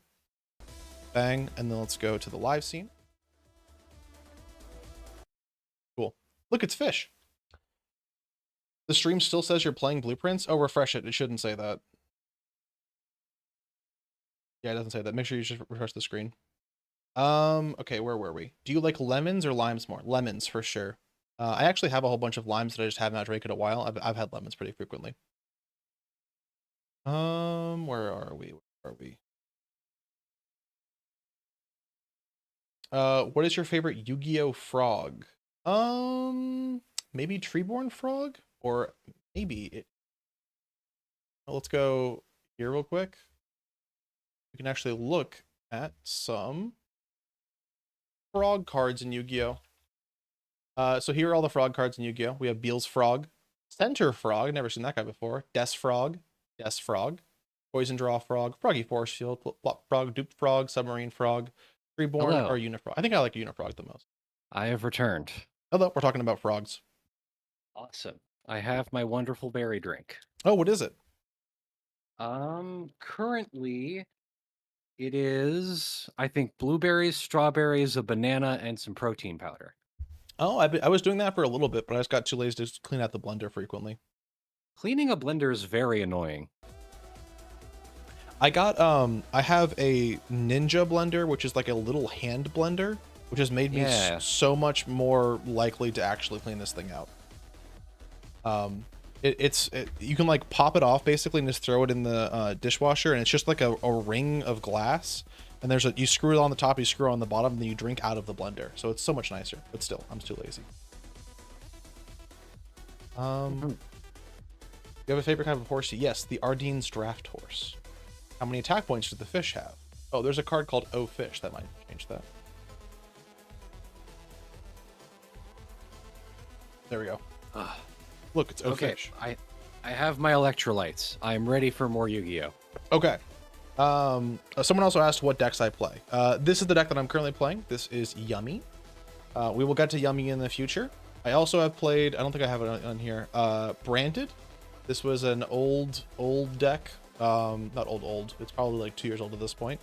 This is one of the first decks I played competitively. I've also played Chimera, which is another kind of Branded adjacent deck. And then, I don't know what Spinkle and Spippy are, but those are here too. I also have some other ones here. Yes. Oh, we were looking at the frogs. DT, which frog here is your favorite? Oh. Can you zoom in on them? It's a bit hard to see. Can you see in the top left? Oh, yes. I like the dupe frog. I really like the dupe frog. Dupe Frog is probably one of the strongest frogs out of all these frogs. Why is he so strong? What did he do? So this card's name becomes Death Frog on the field. Monsters your opponent controls cannot target monsters for attacks except this one. Oh, There is he has taunt. He has taunt, and if you get 2 Dupe Frogs out, yes, Iridru says it's called a Frog Lock, which is actually what it's called. And your opponent basically cannot attack, period. So in older, slower formats, 2 of them are really popular. Edison and Goat. Edison is 2005. Goat is 2005. Edison is 2010. And why was it called Edison? It was named after YCS Edison, which was a Yu-Gi-Oh! Championship series in Edison, New Jersey. During COVID, people were not really playing too much Yu-Gi-Oh! Because at the beginning, because it was very hard to get product. So people began to inspect some older formats and were like, hold on. So YCS Edison was actually also right at the advent of Synchro and before XCs came out. So here's an example Edison deck. You can see there's actually a lot of traps here that are being played. And everything in the extract is basically a Synchro monster as well. So it's a slower format, kind of more similar to Modern Magic. And people really enjoyed the format. And then they did a lot of experimenting with this format and realized that the decks that were played at YCS Edison were not the best decks. They kind of went back and re-examined and were like, actually, these couple of decks are definitely way better. And as time has gone on, it feels like every year or two, they make a new breakthrough and realize, oh, actually, this deck was the best deck, or actually, this deck was the best deck. And as a result, there are actually Edison tournaments, tournaments that can conform to this 2010 card pool that are still being held to this day. People are very interested in the format, and people are still learning stuff, which is very cool. If you are ever going to get into Yu-Gi-Oh!, especially in paper, I'd actually recommend picking up either Edison or Goat. Goat is the other format. It is 2005 format. So this is a maximum of like 2-3 years after Yu-Gi-Oh! Came out in the English-speaking places. Goat is also much. This is empty. Oh hey, look, it's Michael's list. I had a friend named Michael. This is his list. So Goat, you can also see uses some trap cards, uses some spell cards. These play much more along the lines of what I was showing you Yu-Gi-Oh! Looking like, where there was you are going to set a monster face down, you're going to set a spell or a trap face down, you're going to pass, and you and your opponent are going to go 20-30 cards deep on each other for like a long period of time. Turns. It'll take a while for you to get through the entire game, and it's each little interaction matters a good amount, and you have a lot of time to think about them because the game overall is slower.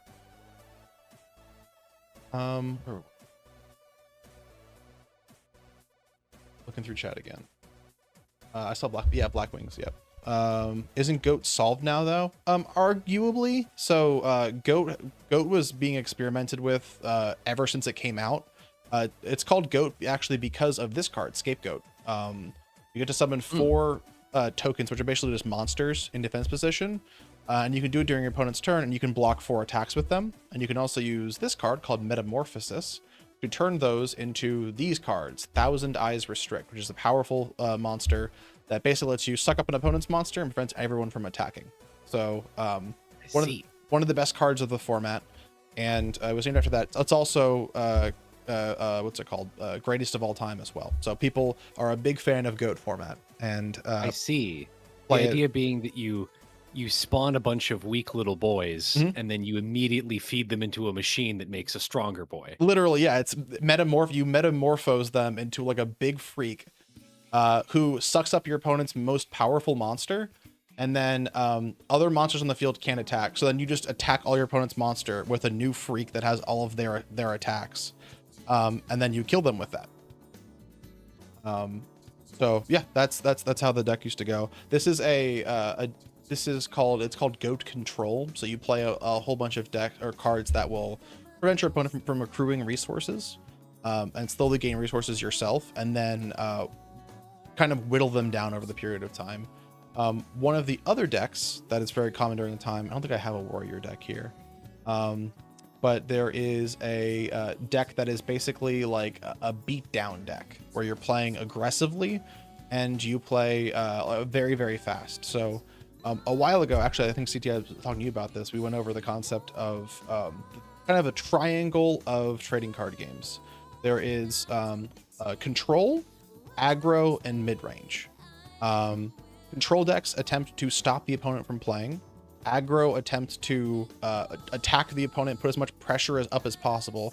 The opponent doesn't really have resources or time to build their board, and mid-range is between the two of them. Typically, these are in a triangle where control loses to, well, ish. It kind of depends on how you set it up and stuff. But if a deck is very aggressive and you're able to stop it, then you will likely win. If a deck is very passive and you're able to kind of break through the passiveness, you're able to go kind of forward. Overwhelm it. Yeah. And then if either deck you're playing, the opponent's playing is like going too far to either counter or play one of the extremes, you play the middle, and then you can usually do well enough against everyone that you will be able to win. This is Yu-Gi-Oh! Let's go back and look at the one type of monsters that we have not talked about yet, which are the strange ones that are confusing. Let's go here. Let's go to host duel. All right. So, if you looked at the deck somewhat infrequently, you also noticed that there were a couple cards in there that looked different than all the other ones. Yes. These are called pendulum monsters. Get these to my hand. You talked about these as being especially scary. Yes. So, pendulum monsters are both spells and monsters, except when they're not. So in the hand and in the deck, they are treated as monsters. In the grave, they are treated as monsters, but they don't usually go there. They instead go to the extra deck face up, which is a whole different thing. A pendulum monster can be normal summoned, special summoned, set, whatever, like a normal monster can be. When you do so, you use this text box to describe its effect. Contribute this card, target one monster in the field, destroy it. So that's simple enough. Same with this guy. This guy is actually a normal pendulum monster, so he doesn't even have an effect. He's just an 1800 attack guy. However, what makes him special is this little box right here, as well as this blue and red thing with a number beside it, underneath it. Yes. So, you can put pendulum monsters in what's called the pendulum scales, which is this blue and red thing.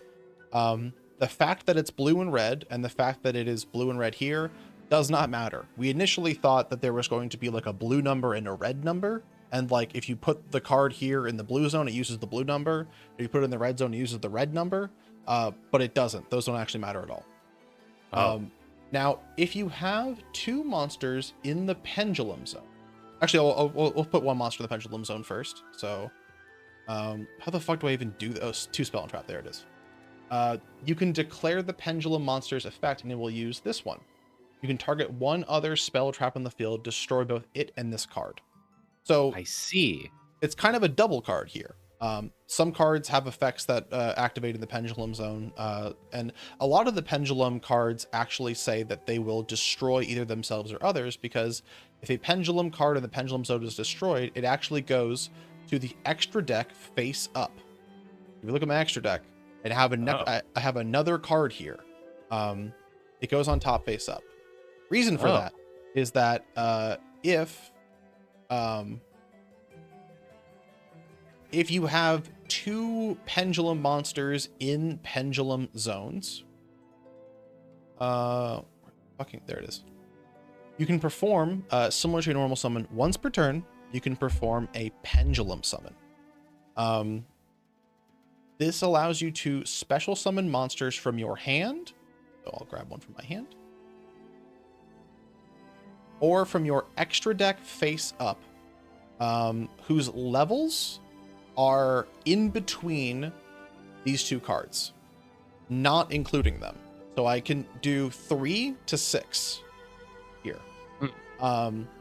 If you are special summoning from the extra deck face up, they have to go to either this zone, which is the extra monster zone, or a zone in which a link monster points to.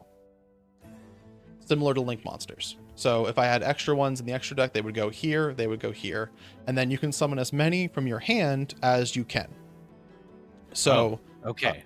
This person can go here, and then now I've basically kind of flooded the field with cards.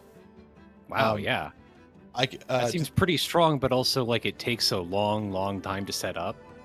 Well, so for putting the cards in the pendulum zones, because they're considered as spells, you actually you can set both of these scales if you can. You don't. It doesn't require a normal summon or anything. It is free to put these cards from your hand into the zone, and then once per turn, you can perform that pendulum summon. So yeah, once per turn, or for free, I can put these guys here, and then I can activate the effect, and then kind of put them, do the whole pendulum summon thing. Dracovios makes that point here. It is also inconsistent in a vanilla sense, where, say I have a 7 here, and then I draw a 7 or an 8. These are called the high scales. Then I can't pendulum summon anything, because I have 2 high scales. Similar, if I had this 2 here, if I had a 1 or a 3, I can't pendulum summon anything because no number exists between 2 and 3 that I can summon, in terms of the levels, and they're both low, so it doesn't really help me either. So that's sort of an inherent design weakness with pendulum. I see. You also have, and this is one that I'm very not familiar with, pendulum extra deck cards. So when pendulum extra deck cards, it's similar to everything else. So let's special summon these guys out and take a look at them. They don't want to come out. They're shy. They're scared. They're fucking scared. I don't know why they're so scared. Let's put it a little bit. Oh, there we go. Okay. Sometimes doing Bush's lags. So these guys can be special summoned from the extra deck first by meeting their summoning conditions. You can see that in the same way you would see it normally. So for DDD Super Doom King Dark Armageddon, Cool. What was that, rank 8 He's even better than normal Doom King Armageddon. Do you want to I'm pretty sure there is a DD Doom King Dark Armageddon. I think that actually is a card.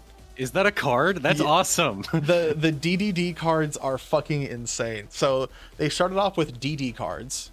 There's also DDD cards. There's also up to, I think, DDDDD, 5 Ds. And their names are as extreme as this, as like Super Doom King, Dark Atmosphere, Armageddon, and shit like that. One of the coolest things about Yu-Gi-Oh is that every name seemed like every card design seems like it was invented by a 4-year-old. Legitimately, yes.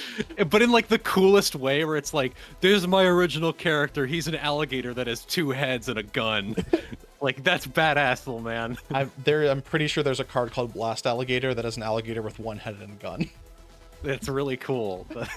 So the DDD cards actually in lore, they are like demons that are also middle managers that like you go up the demon hierarchy, but it's not like Satan or anything. You get like DDD is a king, but there's like an even bigger king that's above him.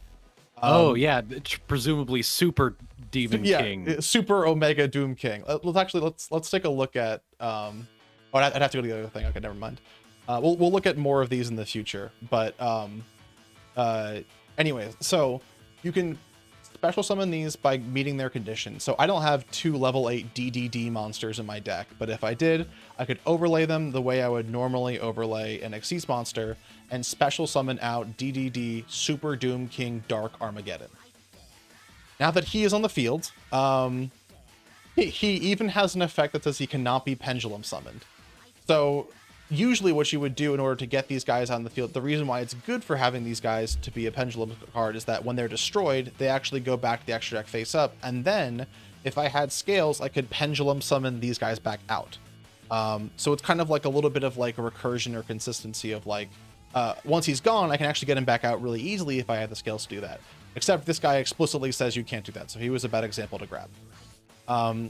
But a lot of these effects will also say, yeah, if this card in Monster Zone is destroyed, you can place this card in your Pendulum Zone. This is how a lot of these extra deck cards get to go in the pendulum zone and become and have their pendulum effects activate. So let's not overlay, special summon. Let's say that this guy was out here and I had this zone over. He was destroyed. He can go into the pendulum zone and then his pendulum effect activates. You have a DD card in the pendulum zone. You can post someone 1 DDD Xyz monster from your extra deck instead of DDD Super Doom King or Dark Armageddon. So again, complicated, but the card does say what it does and it does do what it says. It's just difficult to fully understand it. This is another card, Nirvana High Paladin, which is used in a lot of like Yu-Gi-Oh! Gone woke, crazy decks don't work anymore sort of things, because there's just, look at how much text there is here. Not actually gone woke, I but see. Like, so this is Kamala Harris. this is the within Kamala this Harris universe. of Yu-Gi-Oh! Yes. I see. Zark is Joe Biden. So Nirvana High Paladin, similarly, it is a synchro monster in order to synchro it. So you need to meet its conditions, which is a tuner and a non-tuner synchro monster. So to get this guy out in the first place, you need to get a synchro monster out, which requires 2 monsters, and then you need a tuner and a synchro monster. So you got to go into 3 cards to get this guy out in the first place. All of them have to be on the field, so it's difficult to get this guy out. Okay. However, for his synchro summon, you can treat a pendulum summoned pendulum monster you control as a tuner. So if you have Okay. This is very complicated. yes, you are starting to, you also don't really need to know this sort of stuff either. Even if you were playing against this, you can check this, but be like, oh, what was your tuner? Oh, this card says you can do this. This card also says if it was pendulum summoned that way, you can add a card from graveyard to hand. When it destroys a monster by battle, you can have your opponent's life points, and then if it was destroyed, you can put it in your pendulum zone. So this card does 5 things. And it's a spell card, because once it goes into the pendulum zone, it also has its pendulum effect. If a pendulum monster you control attacks for that battle, it cannot be destroyed by battle. Also, you take no battle damage. If a pendulum monster you control attacked, your monsters your opponent currently controls lose attack equal to that attacking monster's attack until the end of this turn. So there's so much of rules and stuff that goes to this card, but you also can read the card and the card will tell you what it does. There are a lot of cards also make exceptions to the rules, but the cards will say on the cards what they do. Zark is another card. If you have 4 dragon monsters, that is 1 a fusion, 1 a synchro, 1 an Xyz, and 1 a pendulum, then you can fusion summon into the Supreme King Z-Arc or Zark. There's an entire deck that's based around cheating this guy out, basically getting him on the field without actually meeting his condition, because doing so is really hard. To get a fusion monster out, you need 2 monsters and a fusion spell. To get a synchro monster out, you need a tuner and a non-tuner. To get an Xyz monster out, you need 2 monsters that are the same level. And to get a pendulum monster out, you can normal summon it or you can pendulum summon it. So you're talking about getting like 10 plus monsters in the whole combo to get this guy out in the first place. And he kind of does win the game, but it's a very complicated turn of events to get there. I see. There's a couple things like that in Magic the Gathering, but it's usually like not worth it to summon cards like that, because it's like, wow, he does 10 damage on a hit, and it's like, yeah, but only one thing can technically summon him. Yes, there's a lot of that in Yu-Gi-Oh. Win more cards, what they're called, both in Magic the Gathering and in Yu-Gi-Oh.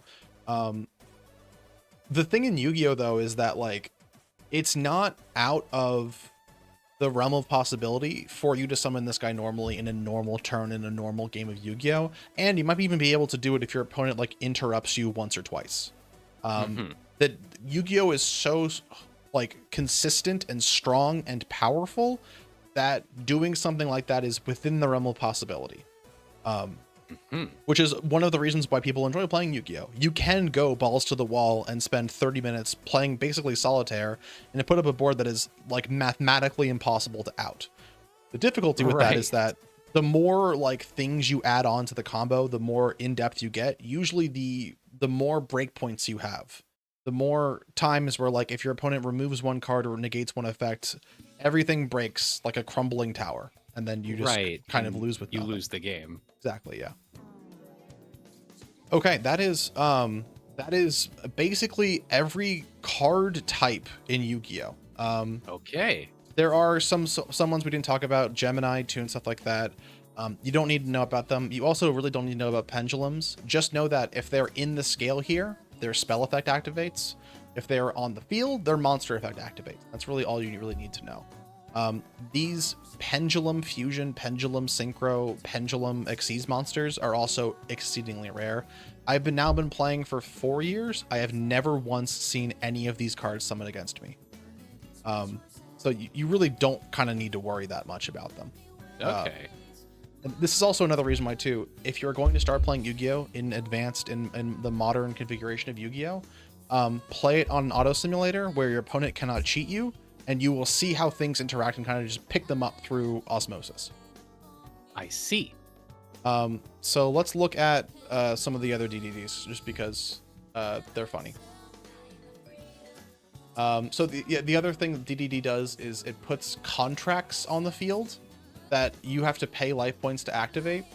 Cool. And they do stuff. So it's like, this is a contract change. Let me see if I have like a normal DDD contract.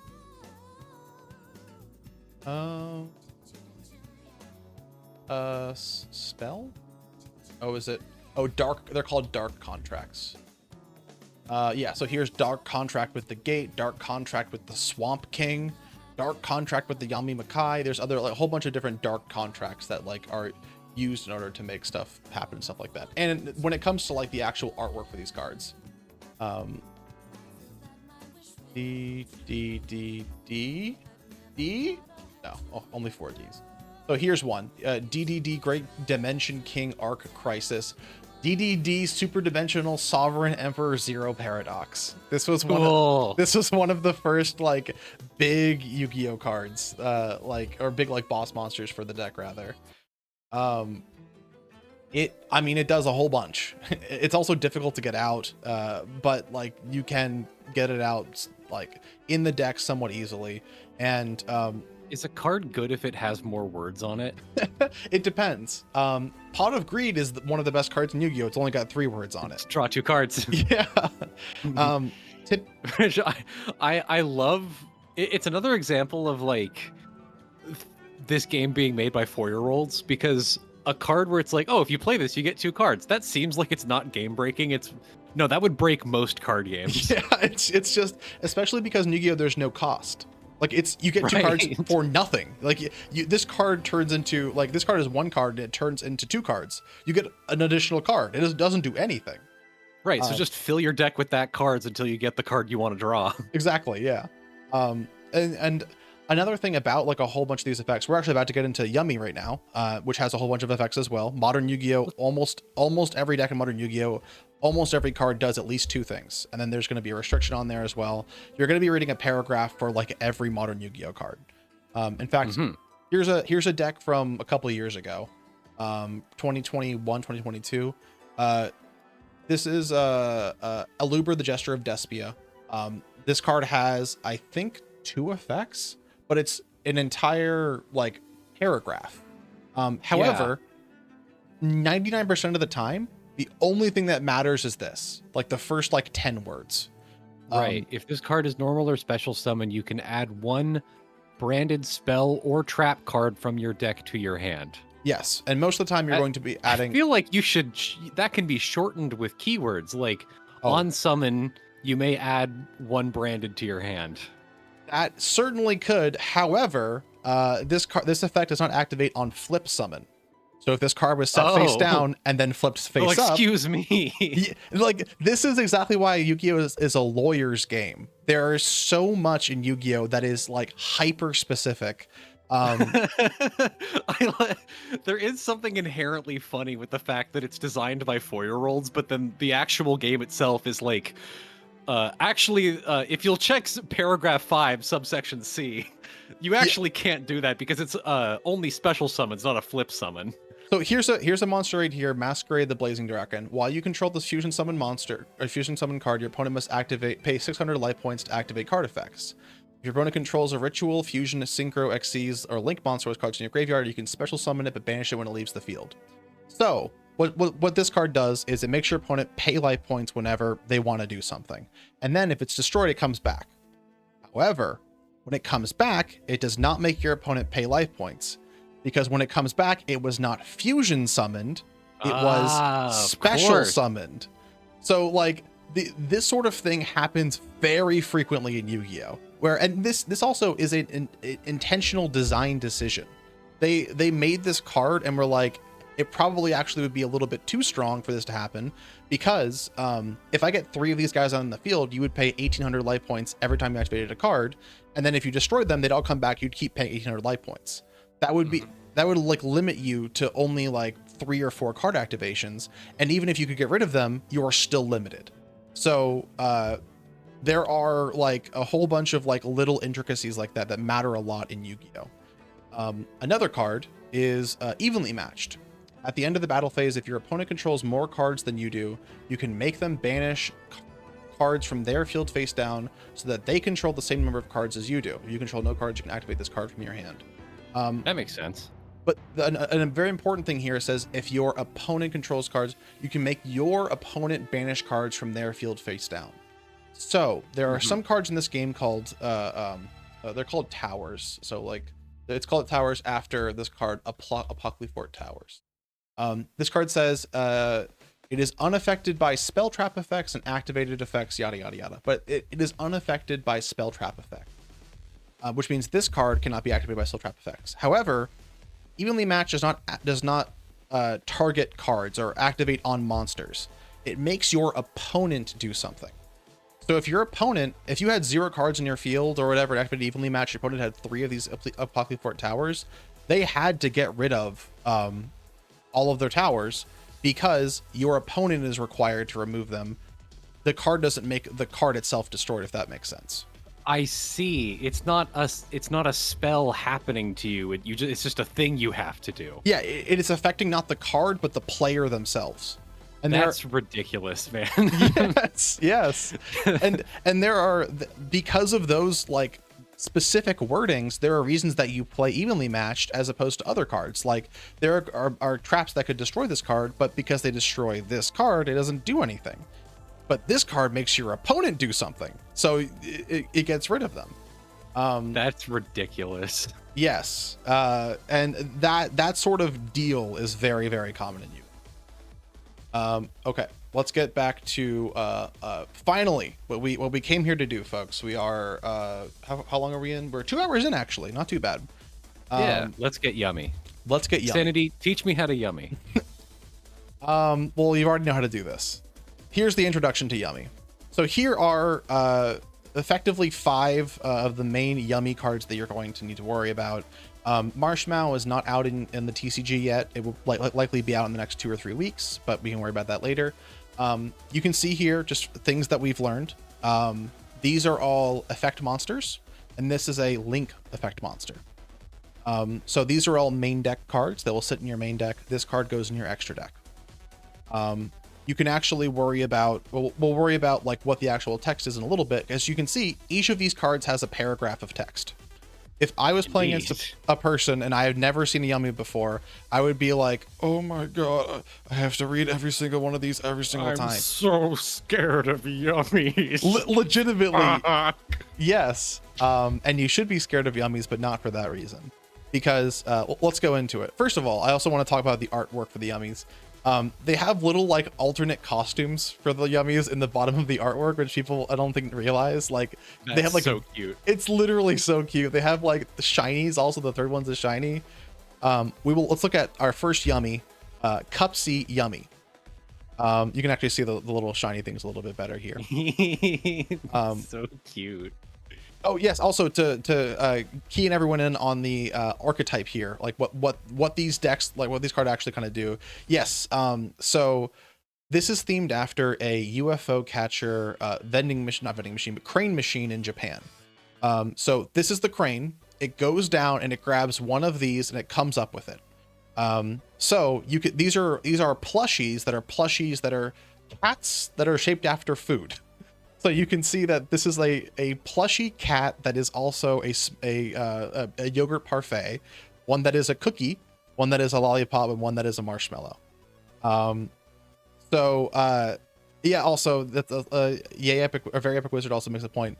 The link arrow is pointing down because the crane goes down to get the things from the crane machine. Also, to activate its effect, to basically grab these two, you pay 100 life points, which is like paying 100 yen to activate the crane machine. Oh my god. It's super cute. It's very, very fun.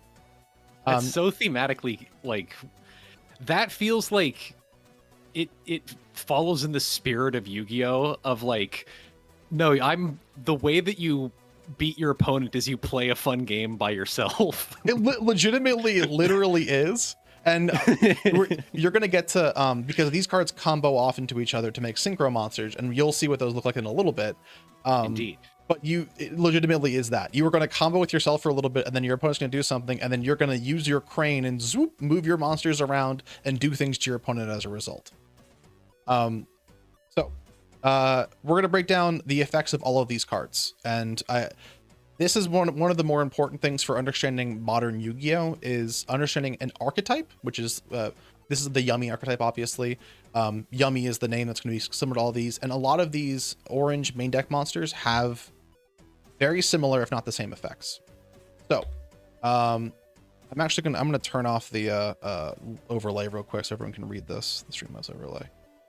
We have to lock in. We have to focus on the Yummies. We have to lock in the Yummy. So, if you control a Link 1 monster or a level 2 Synchro monster, you can special summon this card from your hand.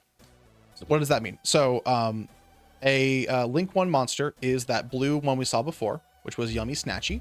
If he is on the field, you can just put Cupsy on the field for free. Okay. If you also have a level 2 Synchro monster, which we'll get to in a little bit, but the deck also makes level 2 Synchro monsters, then you can special summon this card from your hand. Oh, I'll also answer some questions as well from chat as well.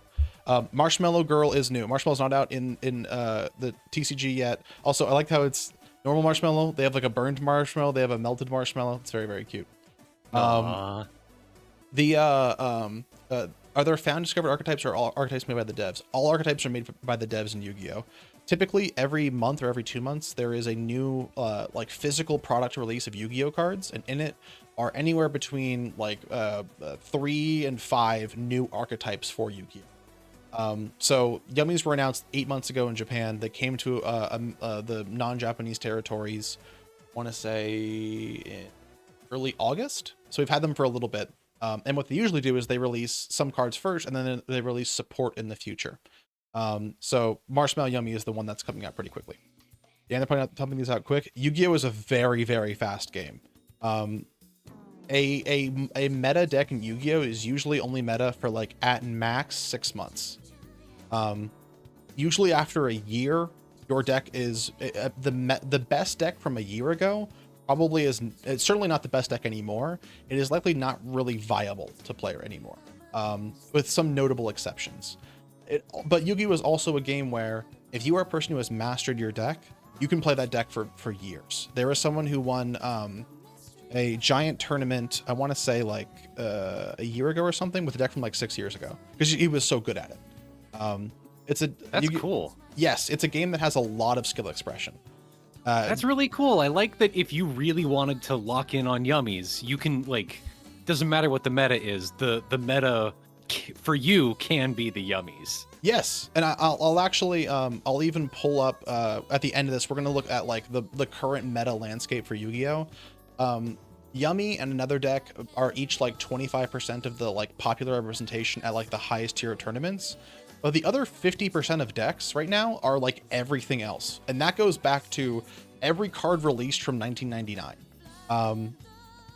This also is like, if this also is the case, if you would like to go to the biggest tournaments and win the biggest tournaments, if you want to just play online and have fun playing Yummy or play with friends and stuff, there's no age limit on these decks. You can, they're also, someone also mentions as well, they also usually print support for older decks. As time goes on, 3, 5, 10 years down the line, they will print new cards or just generic support that will help your deck a lot. And that's really cool. Yes, like for Yummy also is a deck that uses like links and synchro monsters and kind of like moves around a whole bunch. There will be some formats where that will be bad, There will also be formats maybe in 5-10 years from now where that's really good and people forgot about Yummies because there's a whole bunch of new cards. And if you are an expert about doing something that interacts in the format very, very well, you will do very, very well. You can be the Yummies expert, and you can be the one who brings Yummies back to the fold. Legitimately, that has happened more times than I can count. Of like, you will see so like cool. Like a pro player that's like, what the fuck? Why is Pearly doing so well? Why is this card doing so well? And then you look at it and you're like, oh, actually that makes sense. This deck plays really well into this deck. And like, people weren't thinking about it because they're looking at the new cards. Okay, so if you control a Link 1 monster, level 2 Synchro monster, you can special summon this card from your hand. You can only special summon Cupsy Yummy once per turn this way. So only once if you have it in your hand. If you control one of these two, you can put it on the field for free, basically, but just once per turn. If this card is normal or special summoned, you can add one Yummy card from your deck to your hand, except for Cupsy Yummy. So there are a whole bunch of other Yummy cards. We just saw a whole bunch of other ones. There's also a couple spells. We'll get to that in the future. But what this card does is that when it hits if you have a Link 1 or a Synchro, you can special summon it, or if you don't have anything, you can normal summon it, and when it hits the field, add a Yummy card from deck to your hand. Or, if it was special summoned by the effect of a Synchro monster, you can draw one card instead. So this is, this card, as of right now, basically has two effects, but the second effect is modular. If there is an effect that a Synchro monster can activate that will allow this card to be special summoned, you can choose to draw a random card from your deck or add a specific Yummy card from your deck to your hand. And then you can only use this effect once per turn. And that's the whole effect. So this whole paragraph basically says you have this summoning effect, and then you can activate one of these two effects per turn. So all this text to say, like, if I'm normal summoning Cupsy Yummy, I'm only doing this thing. Basically, if I see Cupsy Yummy, I'm basically only assuming it can do this thing, unless the reason why he got on the field is because of a Synchro monster. So while this is 5 sentences, it's really only the one thing. And it depends on if that one thing is a Yummy card or a random card, depending on how he got there. And then once you also understand how Cupsy Yummy works, you'll understand how the rest of them work. So the next one up is Cookie Yummy. So we have the same limitation at the front. If you control a Link 1 monster or a level 2 Synchro monster, you can special summon this card from your hand. Same as Cupsy Yummy. You can only summon it once per turn. If he is normal or special summoned, you can target one face-up monster your opponent controls. It loses 1,000 attack. Or, if it was special summoned by the effect of a Synchro monster, you can destroy that monster instead. So, if it hits the field and my opponent has no cards on their field, no face-up monsters, he does nothing. And that is it. So are all the Yummies summoned in the same way? Yes. This is the other main deck one. If you control a Link 1 monster or a level 2 Synchro monster, you can special summon this card from your hand. So all 3 of these cards do the same thing. If you control a Link 1 or level 2 monster, you can special summon it from your hand. And then if you do that, if they are special summoned, they do something. Or if they are special summoned by the effect of a Synchro monster, they do something better. And it's only once per turn per Yummy. So Lollipo is the last one. If it's normal summon or special summoned, target one card in your opponent's graveyard, shuffle it into the deck. Or if it was special summoned by the effect of a Synchro monster, you can banish that card. Now, we haven't ever talked about banishing. I'll talk about banishing very quickly here. Is it the same as in Magic the Gathering? Exiling, I think is what it's called in Magic the Gathering. Yeah, exiling. Mm-hmm. It is. You have the graveyard, which is where things go when they die. And then you have the super graveyard, which is where things go when they really die. And that is the banishment, which is where it's harder to interact with things in the banishment than it is in the graveyard. So Cookie Yummy is also once per turn. So out of these 3 cards, they really only do like one different thing. So Cupsy gets you a card from deck to hand. Cookie will either basically mess with your opponent's monsters, make them weaker or kill them. Lollipo will mess with your opponent's graveyard. It will either return a card or banish it. That's all that these cards do. Marshmallow is an exemption to the rule because this card came out, actually has not come out yet in TCG. So its summoning condition's a little bit different, but it generally does something different. So if you control no monsters or all the monsters you control are light beasts, you can special summon this card from your hand. So these ones could need a level link 1 or level 2 synchro. This is no monsters or light beasts. So this is different. Okay. But it's still special summons. And then if it is normal or special summon, you can add a Yummy spell trap from graveyard to your hand. So where Cups of Yummy adds a Yummy card from deck to hand, this will add from a Speller Trap from graveyard to hand. Or if it was special summoned by the effect of a synchro monster, you can place one Yummy field spell or Yummy continuous spell trap from your deck or banishment on your field instead. So this is certainly more complicated than the other three. But it adds more, like Marshmallow is the master's Yummy. Once you have fully had a deep grasp of Yummy, of what you're supposed to do, this card covers a lot of the weak points of Yummy. But it doesn't really make sense unless you are thinking about Yummy at a higher Yummy level. And this is also a once per turn. So the Yummy of the Masters. Basically, yes. Yeah. Are there Yummy field spells? There are. We'll get to those in a second. Oh. So here is Snatchy. So as of right now, you understand the concept. Basically, you want to normal summon a monster. If you have nothing on your field, you want to normal summon a monster. You want to normal summon, we'll say Cups of Yummy, and you can add a Yummy card from deck to your hand. Cool.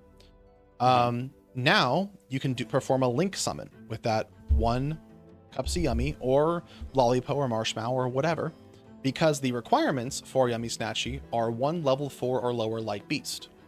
All of the Yummies are level 1 light beasts. So light and then beast. So you can use any Yummy card here. There are also some other light beasts in Yu-Gi-Oh that are level 4 or lower. But you don't really need to worry about that. This effect basically could say one Yummy monster, and you can use it to link some. Though it is important, it says level 4. You cannot use Yummy Snatchy to link summon another copy of itself, because link monsters don't have a level. That's the only really thing to worry about. If it is special summoned, you can place one Yummy field spell from your hand or deck face up on your field. Also, so field spell, we went over the field spells before. Those are the continuous spells that go in the field spell zone. So Yummy has 2 of them. They're both very good. We'll get to those in a little bit. But as soon as this guy hits the field, you're going to be able to place a field spell from your hand or deck face up on the field. Also, you cannot link summon link 3 or higher link monsters for the rest of this turn. So this is a restriction. Yummy is a deck that plays with this link monster specifically and synchro monsters. So this is a way to basically nerf the deck to keep it from doing stuff. So if you're pulling someone else's deck offline, you're going to use that deck, you really don't need to worry about this restriction at all. Just something to keep in mind. And you can only use this effect once per turn. Okay.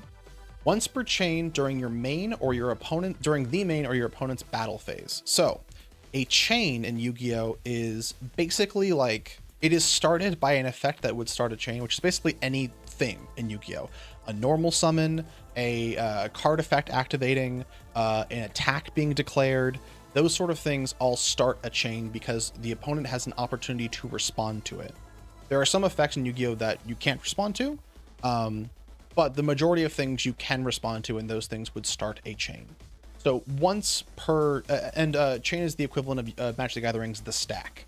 So for instance, if you have a spell card, you activate. The chain is a way cooler name. Yes, it also resolves a different way as well. It resolves backwards. I don't know how the stack works, but instead of first in last out, it's last in first out or something, or first in first out.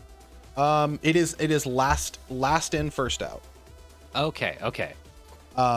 So the difference is you can't add on it once it begins resolving. That must So basically what happens is the chain is built by, I activate Pot of Greed. You activate Mystical Space Typhoon to destroy one of my cards. I activate my Mystical Space Typhoon to destroy one of your cards. And then we both look at each other and we both say, we have no other effects to activate.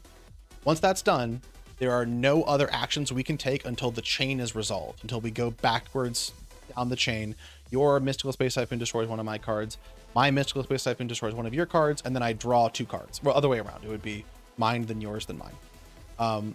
So basically, once per chain, if my opponent activates effect, or if I activate effect or whatever, I can activate Yummy Snatchy, and I can pay 100 life points and synchro summon using monsters you control as material, including a Yummy monster. What is this going to look like 99% of the time? We will see in a second here. So that's the whole effect here. Okay. On summon, I can place a field spell, and Mm-hmm. once per chain during the main or battle phase, I can synchro summon using monster you control as material, including a Yummy monster. Now you might remember, synchro monsters require a tuner, and they require a non-tuner typically. All of the Yummy monsters are not tuners. None of them are tuners. So the question becomes, how are we going to be, can the spec start a chain on its own? It cannot start a chain on its own. It's a good question. The question is, how are we going to be doing a synchro summon if we have a Yummy card in the field and a Link monster? Well, Yummies break the rules. This is Cupsy Yummy way. So you can see this is Yummy Snatchy plus Yummy Cupsy. In the artwork there, and there's also an alt art Yummy Cupsy here. There's other Yummy Cupsies around here. For this card Synchro Summon, you can treat a Link 1 monster you control as a level 1 tuner. So this is kind of a brain melt. This does not work in normal Yu-Gi-Oh! It only works because the card says it works. So you can actually Synchro Summon him using Yummy Cupsy and Yummy Snatchy, because Yummy Snatchy is a Link 1 monster, and Yummy Cupsy is a level 1 monster, and he's a level 2 monster. I see. So, normally this wouldn't be allowed, but because the card says you can do it, you can do it. All of the Yummy Synchro monsters share that effect. You can treat a Link 1 monster you control as a level 1 tuner. So, to go back to how our normal turn is going to look, I'm going to normal summon Cupsy Yummy or Cookie Yummy or Lollipop or whatever. I'm going to Synchro Summon into Yummy Snatchy. And then if I have another Yummy in hand, remember that it says if there is a Link 1 monster on the field, I can special summon this guy from my hand. So I can special summon another Yummy from my hand, and then I can go into any of these Synchro monsters by using the Link 1 Yummy Snatchy as a tuner, and then level 1 Yummy as the rest of the materials. So each of these cards does one thing, and then they have a similar effect at the end. This card is Synchro Summoned. You can add 2 Yummy monsters from your deck to your hand, then discard 1 card. If you remember Cupsy allows you to add 1 Yummy card from your deck to your hand. So Cupsy Yummy Way is an upgraded version of that. You get to add 2 Yummy monsters this time, and then discard 1 card. Oh, so you get roll, you get snowball. Basically, yeah. So you get to add 2 more, and because now you have a Synchro 2 monster in the field or a Link 1 monster, if you add 2 Yummy monsters, you can special summon both those from your hand. So now 1 monster has turned 1 normal summon Yummy monster has turned into a Link 1 monster. Then if you have another one in your hand, you can special summon it, and then go into this guy, and then you can get 2 more and special summon 2 more. So 2 cards in your hand have now turned to 4 cards on the field. And then all of the monsters have this effect. All of the Synchro monsters have this effect. When your opponent activates a card or effect. So this has to activate in response. So your opponent does something. Yummy is a deck that really only does stuff in response to your opponent doing something, which is... I see. It is kind of a healthier way for the game to be. A while ago, a lot of the cards only... basically, whenever your opponent did something, they negated the effect. Now, the card basically waits for your opponent to take actions, and then it responds to those actions. If your opponent doesn't do anything, you're not like stranded, but you're not going to be overwhelming them with advantage if your opponent chooses not to take actions. I see. Okay. You can return this card to the extra deck, so you get to put him back in the extra deck. Special summon up to 2 Yummy monsters from your graveyard. Now, this is how the Yummies get their second effect. That sounds really good. Yes. So now, if I used Cupsy Yummy to make Cupsy Yummy and Yummy Snatchy to make Cupsy Yummy Way, and I use if my opponent activates effect, I can return him to the extra deck, and then I can special summon Yummy Cupsy, and I get to draw a card, his other effect. And that is generally better in Yu-Gi-Oh! On your opponent's turn to draw cards, because you might draw into things that can interrupt them as opposed to more Yummy cards. It also turns 1 body into 2 bodies, which is really good for making more bodies and kind of getting more advantage on the field. It also means that if my opponent is trying to negate the effect of this card or do something that would basically try to stop this card from doing anything, he can leave. He can go back to the extra deck. He is safe, and then I can get 2 more monsters to replace him. So yeah, keep that. It's called a tag out, basically, like in wrestling. Keep that effect in mind. So here we have Lollipo Yummy Way. If you remember, Lollipo takes the opponent's graveyard and modulates it. Lollipo Yummy Way will modulate your graveyard. So 1 tuner and 1 non-tuner. For this card Synchro Summon, you can treat 1 link, 1 monster you control as a level 1 tuner. You can only use the following effects of Lollipo Yummy Way once each turn. If this card Synchro Summon, you can special summon 2 Yummies from your graveyard but negate their effects. So this lets you get even more Yummies. If I use I see. Yes. So the thought is you're going to be putting a whole bunch of Yummies from your hand onto the field, make a whole bunch of Synchro monsters and Link monsters, and then get them in the graveyard. And then Lollipo will allow you to add even them from the graveyard back into the field, and then you have even more, and you can kind of go from there. And then I see. Okay, so yeah. let me ask a question. Sure. Is there an upgraded version of every Yummy like this? Mm-hmm. Okay. So this is the upgraded version of Lollipo. The next one we'll see is the upgraded version of Cookie. So yeah, this will special summon 2 from the graveyard but negate their effects, and then it has the same tag out effect. Once per turn, when it does something, it can leave, and I can get 2 more from my graveyard. So this guy, theoretically, if I have 4 Yummies in my graveyard, 1 Yummy can turn into 1 Lollipo Yummy Way can turn into 4 Yummies. And the number of Yummies is going to become very important in a little bit. But let's get to the last Synchro monster here, Cookie Yummy Way. So same condition, you can treat a Link 1 as a level 1 tuner for its summon. If it's Synchro Summon, you can target 2 face-up monsters in the field, change them to face-down defense position. So you want to usually only summon Yummy on the Cookie Yummy Way on your opponent's turn, which, as a reminder, you can do because Yummy Statue lets you Synchro Summon on your opponent's turn. Typically, you can only do it on your turn, but Yummy Statue lets you do it on your opponent's turn as well. And there are a whole bunch of cards that need to be face-up in Yu-Gi-Oh! In order for their effects to activate. So this is a way of disrupting your opponent in a way that's not really like most. If a card is destroyed, usually cards will have ways to activate in the graveyard, or you can get that card back.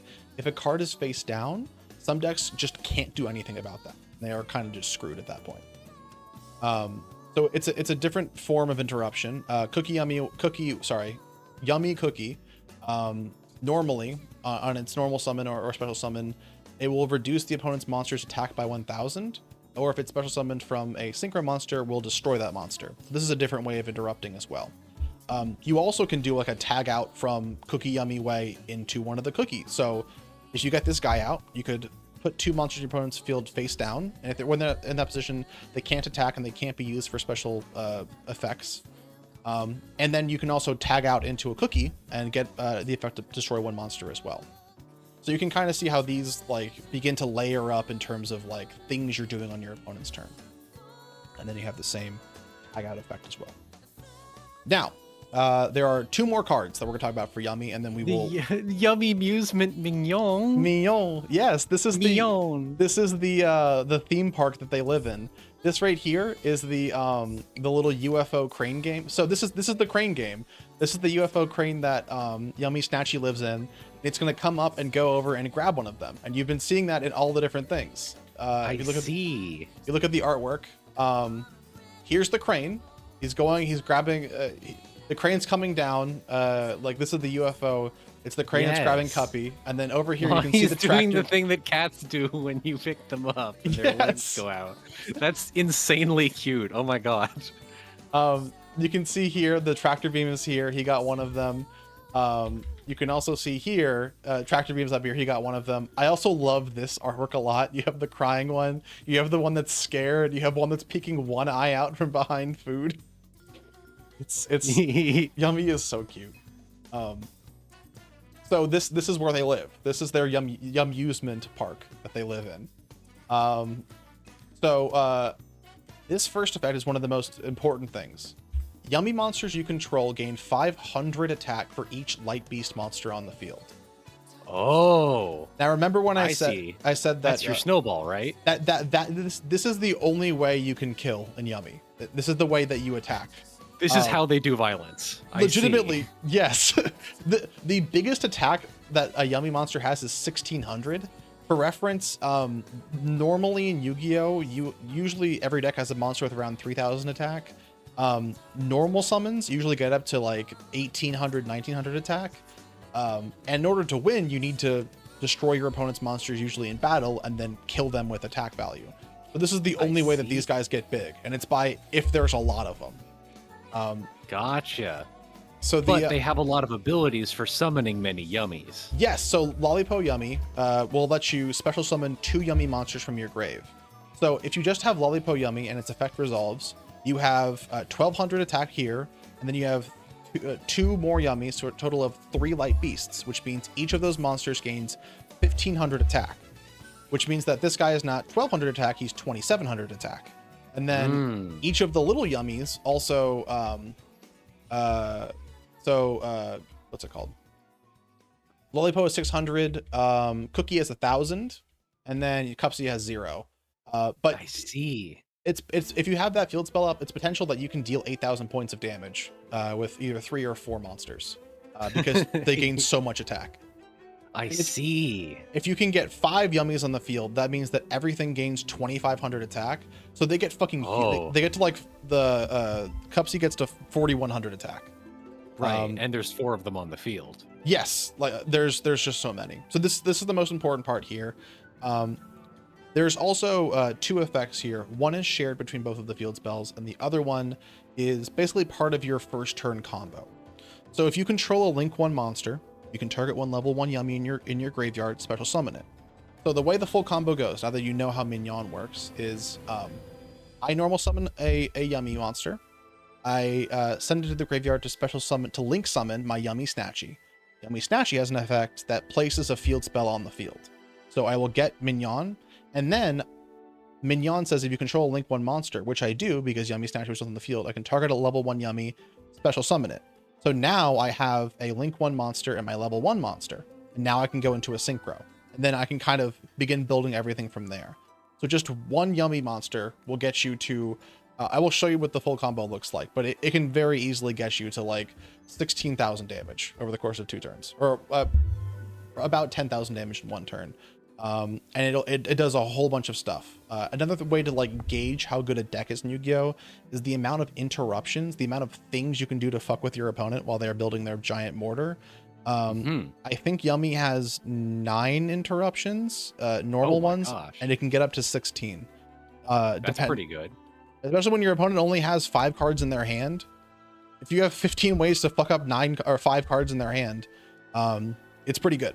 So Yummy is a good deck. Yummy is currently arguably, if not the best deck, one of the 3 best decks in Yu-Gi-Oh. And it's playable, it's parsable if you kind of understand the basics of it. And then both of them, there's 2 field spells. The other one, both of them do this. So if it's in your graveyard, you can target 2 Yummy monsters in your graveyard banishment, place them and this card on the bottom of your deck in any order. So what this does is it basically says, because Snatchy is going to place a field spell on both players' turns, it allows you to kind of like recur your cards. It allows you to kind of go back and forth and have easy access to getting your cards back.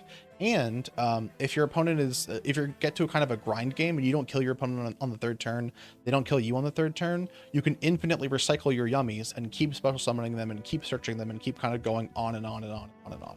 I see. So this is Mignon. There's also Acroquay. So also, yeah, Acroquay is this, you can see Yummy Snatchy is in his egg ship, and he's looking at ads for the new Yummy Cupsy that he's about to go get. I see. So if you synchro summon a Light Beast monster, which is what you're doing whenever you synchro summon one of the 3 upgraded forms, you can destroy 1 card your opponent controls, which is very good.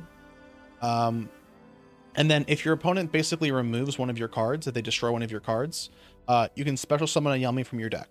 So it allows you to kind of like recur any damages you might take by getting more monsters out, and allows you to destroy your opponent's cards. And then you can also put back these cards from the deck to the graveyard. Sorry, from the graveyard to the deck. And that's it.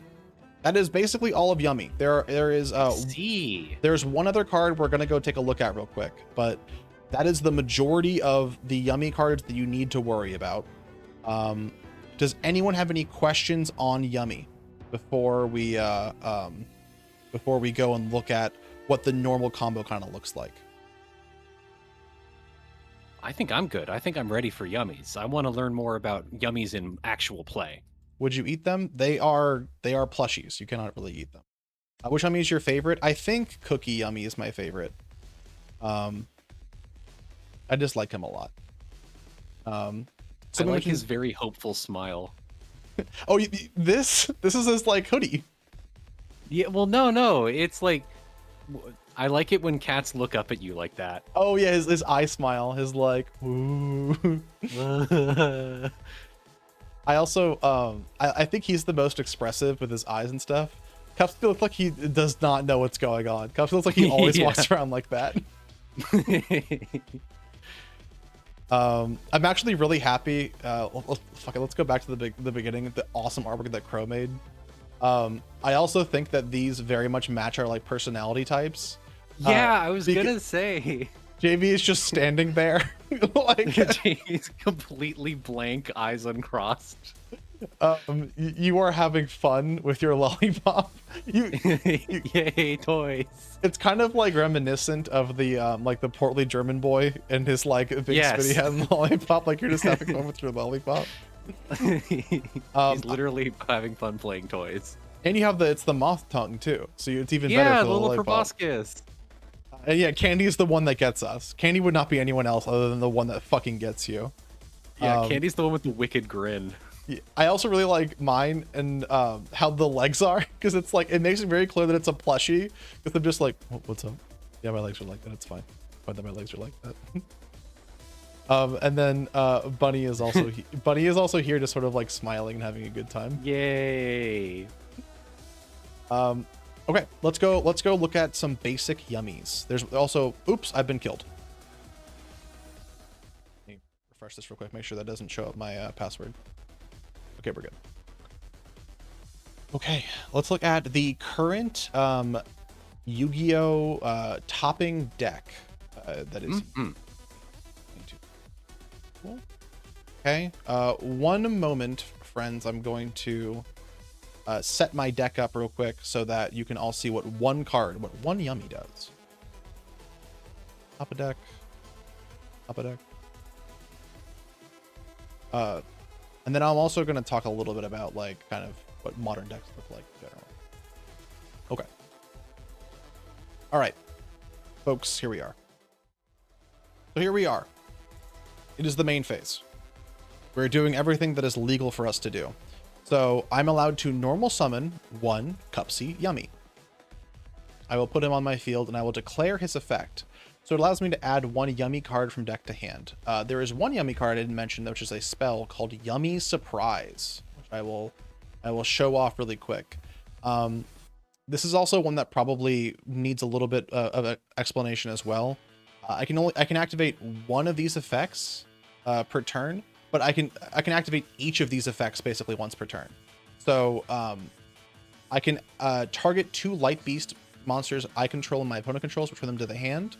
So if I have a whole bunch of Yummies, I can just basically put cards away from their field, which is very, very good interruption. I can special summon a Yummy from my hand or graveyard, or I can return a field spell. Don't worry about this one. But this is the most important one. It allows me to get a Yummy that's in the grave and put it back on the field. So I've gotten this card off of the effect of Cupsy Yummy. I'm going to special summon Yummy Snatchy and declare its effect. We're going to get the field spell, the one that lets me special summon a Yummy from the grave,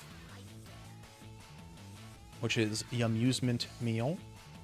We'll declare its effect. We have to target, which means we tell our opponent we want to summon this one. They say, okay. So we're allowed to get him back. Now, using our special cheat code, we can synchro summon using a Link 1 as a level 1 tuner and our level 1 Yummy, and declare the effect of Cupsy Yummy Way to add 2 Yummy monsters from my deck to my hand and discard 1. So we will add 1. We will add 2. We're going to discard Cookie Yummy for right now. Oops, that's the wrong one. Discard graveyard.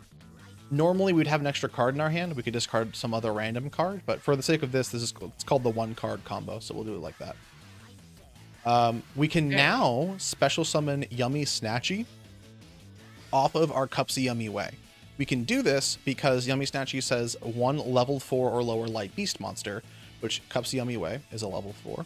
Level 2 light beast. Now, because we have a level 1 here, we can special summon our Lollipo from hand. We can go into our second Yummy Synchro. Why summon him in defense mode? You generally don't really need to, but it's usually what you want to do is summon to the most powerful effect, the most powerful like attack stat they have. If my opponent, for instance, were to activate an effect, there's a card called Maxi that says, if you were to, whenever your opponent special summons from the deck or extra deck, the opponent gets to draw 1 card. It's very good because I want to special summon and I don't want them to draw at all. So I would put him in defense position so that I don't potentially take damage if I were to pass here. I would only do that if my opponent were to affect it. It's just kind of like a general rule to kind of get into. Keep in mind though, when I normal summon Cupsy Yummy, I had to do it in attack position because it's either normal summon in face up attack or normal set in face down defense position. And if he is face down, I cannot use him for a link summon. I can't activate his effect. So he has to go in attack position, even though he has 0 attack. Okay, we have 2 here. We had a question here. Typhon over Link Spider. We'll talk about that in a little bit. Yes. So now we'll go into Lollipo Yummy Way. We will declare the effect. And now we can special summon 2 Yummies from Grave. So we are actually going to summon Cookie and Cupsy. And the reason for Cookie this... and Cupsy. Oh, okay. We're gonna get this. So this is actually where the Yummy part of the combo begins to kind of end, and the second part begins to come in. So something else I didn't mention is that Lollipo Yummy Way is a tuner. It is a synchro tuner monster. So with Lollipo and a level 1 monster, we can go into a synchro 3 monster. There's only 1 other, or there like 2 other Yummy cards in the deck. All these other ones are kind of like free agents. And this is one from a while ago that is very applicable to our situation. So we can synchro summon Martial Metal Marcher. Cool. By using a level 2 synchro and a level 1 non-synchro, and then declare its effect. It says you can target 1 tuner in your graveyard, special summon it in defense position, but negate its effects. So we're going to target either Cupsy Yummy Way or Lollipo Yummy Way. We'll just grab Lollipo. So now I have it. It's important to note, how do I add a token? Oh, both these guys' effects are negated. So I'll put the counter there so that you remember that. For the time being, if I were to pass here and my opponent were to try to do something, he would not, I could respond with him, but he couldn't actually special summon 2 monsters from the graveyard because his effects are negated. And now I have a level 3 tuner and a level 1 non-tuner. So I can synchro summon into a level 4 tuner, which is going to be this guy, the Herald of the Arc Light, which is a cool looking card. Cool. So he is impossibly weak. However, 600 attack and 1000 defense. As mentioned before, the average monster you're going to normal summon, it has like 1800 attack. So he can get run over very quickly. But if a spell, trap, or monster effect is activated, you can tribute this card, negate that activation, and if you do, destroy that card. So this says, basically, once per turn, if my opponent were to activate a monster, spell, or trap, so anything, I can put him in the graveyard and destroy and negate that effect. So there are some cards in the game that are very, very important. For example, Cupsy Yummy. If I were to normal summon Cupsy Yummy and activate the effect there, or if my opponent were to do that, I would probably chain I would chain Herald of the Arclight to negate and destroy, because if there are no monsters on my opponent's field, they cannot special summon any of their Cookie or Lollipo from hand, and they also don't get the Yummy Surprise or any card on the search because it negates the effect and destroys. So this is the main kind of like card that you want to go for in Yummy as what's called the end board piece. I also have a negated Lollipo Yummy Way, and I have a Yummy Surprise in hand. So I'm going to activate Yummy Surprise. I'm going to special summon. It doesn't really matter here either. Let's special summon back the other synchro monster that is not negated. Now that I have 2 light beasts, I can perform a link summon into Uka no Mitsunu no Onari. No Onari. That was close enough. Cool. This is a Link 2 Beast Light Light Beast monster that has basically a couple effects, 3 technically. The first one is that my opponent cannot target cards in the field zones with card effects. A lot of cards that would destroy or get rid of my very important field spells would target. So this prevents that from happening. Basically, if they had a card in their hand that said like target 1 card on the field, destroy it, they cannot target this card because this card's on the field. Also, if it is link summon, I can target 1 quick play spell in my graveyard and set it. So I get to get any quick play spell card, which is going to be my Yummy Surprise. And I can put it on the field. Important to note, Yummy Surprise is a quick play spell, which means on my opponent's turn, I can also activate it.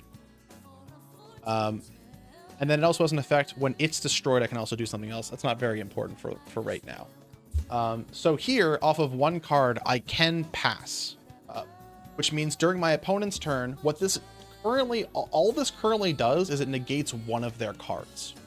However, if I were to pass and my opponent's turn were to start and they were to go into their draw phase and their main phase, the first thing they do, I can negate and destroy it. So they now had a 5-card hand. They drew to a 6-card hand, which means they now have 5 cards now.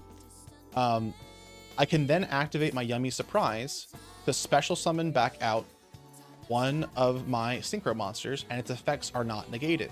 Which means whenever my opponent does anything, I can declare the effect of Cupsy Yummy Way to put it back to the extra deck and special summon 2 monsters. So in this case, I'll special summon Cupsy Yummy and Yummy Snatchy. Cupsy Yummy's effect will activate. Oops, that's the wrong button. As well as Yummy Snatchy's effect.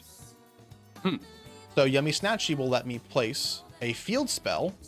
Let's put this in the grave from my deck, and Cupsy Yummy lets me draw 1 card. So I've drawn into a pretty good card. This is what's called a hand trap in Yu-Gi-Oh. Hand traps are monsters. So I mentioned before, traps aren't very common in Yu-Gi-Oh anymore.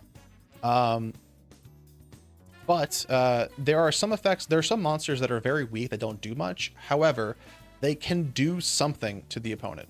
Miku and Yugioh is real. I hate this. Unfortunately, this is a man. I didn't know that either until literally a year ago. I thought this was also Hatsune Miku, but this is a guy. This card says during my opponent's main phase, I can send this card from the hand to the graveyard, target 1 effect monster they control, and negate the effects of that monster until the end of the turn. So this is what's called a negate. It is a hand trap negate. For instance, if my opponent had this card and I activated the effect of Yummy Snatchy, they could chain effect failure, and then this effect doesn't go through, and I'm basically stuck.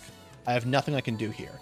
I have 3 monsters, but I can't synchro summon again, so they're just 3 very weak guys just kind of standing around. So anyways, my opponent continues to play. At any point, I can declare the effect of Yummy Snatchy.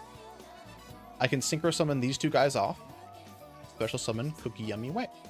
When I do that, I can activate Cookie Yummy Way's effect to Book of Moon or set face down 2 monsters my opponent controls, and my Acroquay?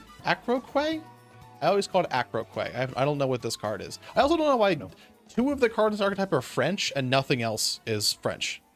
But when I synchro summon, I can target 1 card my opponent controls, destroy it. So I can destroy 1 card, and I can set 2 monsters face down. My opponent keeps playing. They activate summon effect. I can activate Cookie Yummy Way. We go back. Oops, that's the wrong place. This will go back to the extra deck.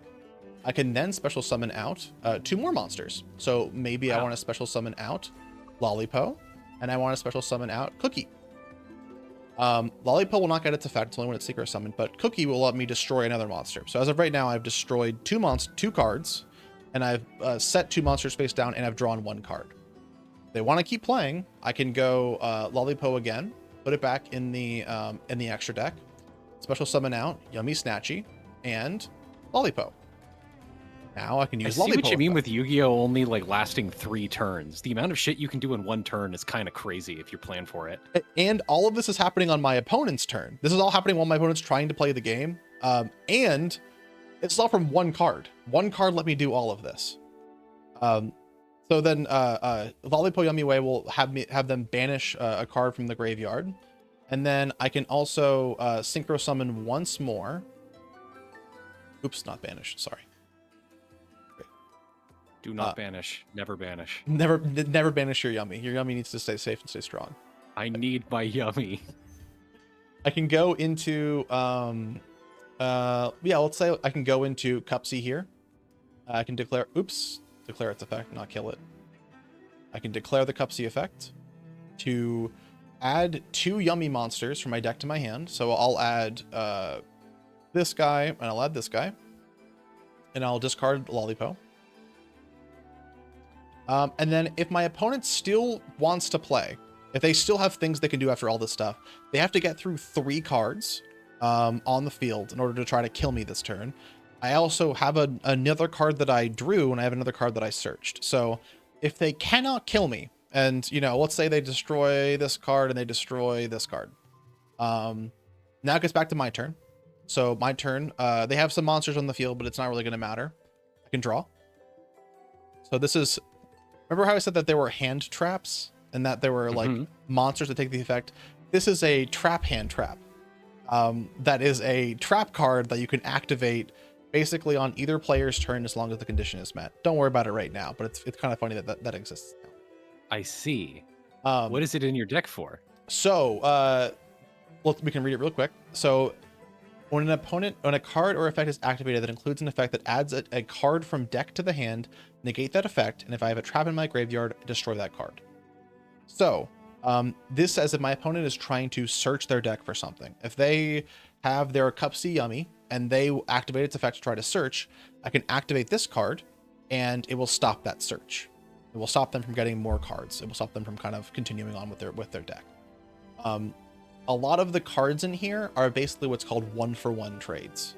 The idea is my Cupsy Yummy will be able to get to like 16 points of interaction or whatever the number is. So all the other cards in my deck, all that they need to do is just trade 1-for-1 with your cards. I don't need to get like a 2-for-1 trade or like a chance at a 3-for-1 trade or anything like that. I just want to stop the singular and cards that you have with the singular cards that I have. Because if I start my turn with only Cupsy Yummy in my hand and nothing else, and you have nothing on the board and I have nothing on the board, Cupsy Yummy will be able to win immediately. I see. So what is like the worst case scenario for Yummies? Like what absolutely trounces Yummies? There are a good amount of things. So one thing that can happen to Yummy is that if you do not draw a Yummy, you kind of lose the game. The reason is that you need a level 4 or lower beast monster in order to play, or sorry, light beast in order to activate Yummy Snatchy in order to go into Mignon or to kind of go from there. And if you don't have access to that, you kind of can't really do anything. Another thing is that if your opponent has, so let's say I don't have Yummy Cupsy here, and instead I have, well, let's say Lollipop. Let's go back to the extra deck. Go back to the top of the deck. These are going slow. Okay. If I normal summon my Lollipop, and my opponent has an effect that destroys this card, or banishes it, or puts it back in the hand, or sets it face down, I cannot go into my Yummy Snatchy. And as a result, I kind of can't really start. I don't really have anything else I can do unless I have a card like Yummy Surprise, which will let me special summon another Yummy. So that sort of thing is typically very rare to happen if you are going first. And then if your opponent is going first, you have some ways to stop that. The idea for Yummy is that what you want to do with all of your 1-for-1 trades if you're going second is stop your opponent from getting to a position where they can do kind of anything, kind of control the game that way, and then go in with your Yummies, make a whole bunch of things, and then attack for game. And then if your opponent makes the board, you have some ways to play around that. So there are 2 cards here, which I will show off. Technically, there's 4, but I'll go off the 2 that remain. That basically are either consistency, starters, or helpers to the deck. These are cards that are going to help you get to Yummy Snatchy into your full Yummy combo. The first one, Sky Striker Mobilize Engage. All this does is it adds a Sky Striker card from your deck to your hand. The only target you have in your deck is Sky Striker Mecha Hornet Drones. This card says if you do not control any monsters in your main monster zone, you can special summon a Sky Striker token. So, what does this do? This allows you to, let's add this to my hand, special summon Sky Striker Ace Kagari. For those of you that might recall, Sky Striker is the Yuri Mecha deck from Yu-Gi-Oh! It came out in like 2000 and like 15 or so. The entire plot is like it's post-apocalyptic, and there are just 2 girls that I think are clones of each other that like wear mecha suits to try to kill each other, and then eventually they realize that they like each other, and they don't need to kill each other anymore. So they like group up, and then they fight against the forces of evil against each other. There's not only a full manga for this archetype. There is also like now an animated thing as well. Yeah, 2 animated shorts as well. Cool. But it's also funny in Yu-Gi-Oh! Like this is just like a side effect of my deck. I have the Yuri Mecha, but I'm all in on the Yummies. My deck is a Yummy deck. The Yuri, it's a Yummy based deck. Yes. The Yuri Mecha is just like a little thing that also happens sometimes. It happens to influence the Yummies in a positive manner. Legitimately, yes. So I can activate Kagari by using the token. So a token, by the way, I think it's similar in Magic the Gathering. It's like a temporary thing that exists out of the game and comes into the game. Cards will create tokens, and then when they're destroyed, they just leave the game. They don't go to the graveyard. They're not banished. They're just gone. Yeah. So Kagari's effect will let me add back a Sky Striker card from my graveyard, which will be Hornet Drones here. And I can do the same thing again. I can activate, there's no once per turn on Hornet Drones, so I can go here, activate Hornet Drones. I can get another token, and this is important. So let's read what, where's Cupsy Yummy Way? Is he in my graveyard right now? Yes. Let's read what Cupsy Yummy Way says. For this card, Synchro Summon, you can treat one Link 1 monster you control as a level 1 tuner. Now, importantly, it doesn't say level 1 Beast or level 1 Light or anything. I can use Kagari and the token that Kagari creates in order to go into my Cupsy Yummy Way. And this card, if you guys recall, lets me add 2 Yummy monsters from deck to hand and discard 1. So I can do that in order to add Cupsy, who's the starter. He's the best guy in the deck. And then I can discard 1 card that won't matter here. Let's discard this trap. And as a reminder, all of the Yummies can special summon if there is a level 2 Synchro or a Link 1 monster on the field. So I can special summon all of my Yummies out now. The 2 that I searched, and if I have any others in hand now. So now I can do not only my combo, I can do even more than my normal combo because I have way more effects. That's all off of this 1 card, Mobilize Engage, which lets me get to an even better combo. I see. And if you think that's good, let's reset the deck real quick. Oh, that's cool. I didn't know that did it like that. Oh, and cool, it gives me cards too. I didn't even think about that. Let's put these back. There is an even better one that lets me use a card called the Star Ham, which is a very cool card. Top of deck. This is Obedience Schooled. If you control no monsters, special summon 3 level 2 or lower beast effect monsters with different names from your deck, but their effects are negated and they are destroyed during the end phase. For the rest of this turn, you cannot special summon except beast monsters. So, I activate this, I get 3 Yummies on the field for free. Perfect. Yes. That sounds very good, because we want as many Yummies on the field as possible, yes? That is correct, yes. And not only that, okay. I can also go into the full combo here. These effects are negated when they're summoned, but if I go into the Mignon, wherever he is, my little friend, I can activate the Mignon effect to special summon the Cupsy Yummy. and that will get me the Yummy Surprise. So one card, and this is before I've gone into any Synchro monsters, one card has now got me into 5 cards. Very good. Yes, there is also, so this Martial Metal Marcher is not a beast, and if you recall, Obedience Schooled is a beast. It locks me into only using beast monsters. So the equivalent whenever we have Obedience Schooled is a card called the Starham. So let's just get this guy out here just for the sake of this. I'll draw a card here. It's a level 3 beast, so I need a level 1 non-tuner and a level 2 tuner. And the Starham lets me discard 1 card, so I will discard this card, and special summon 1 monster that was used to make it, and treat it as a tuner. I can special summon back out the Lollipop I used to make it, and then on my opponent's turn, because I'm no longer going to be locked into using beast monsters, I can use my Yummy Snatchy effect and then go back into that Herald of the Arclight, which is the negate. And then from there, I basically have the exact same combo, but I'm going to have 3 or 4 more cards in my hand, all of which will interact with my opponent, and then it'll kind of go on from there. So the deck is very good, to say the most and the least altogether. There's a lot you can do, and the most interesting part of the deck is basically the second turn. When after you go first and your opponent starts going, the most interesting thing you can do is manage when you are activating these effects to tag out what you are summoning, what you are going into from what you summon, and then what you are synchroing with, and so on and so forth. There's a lot of interactions, and it's easy to mess up. But the more you learn it, the more you play it, the easier it gets, and the more familiar these things get. And then the rest of these cards here kind of just help out. So this is definitely a Yu-Gi-Oh! Card. This is Super Star Slayer Skyfawn Sky Crisis. Wow, that sounds bad. I'm kind of scared about him.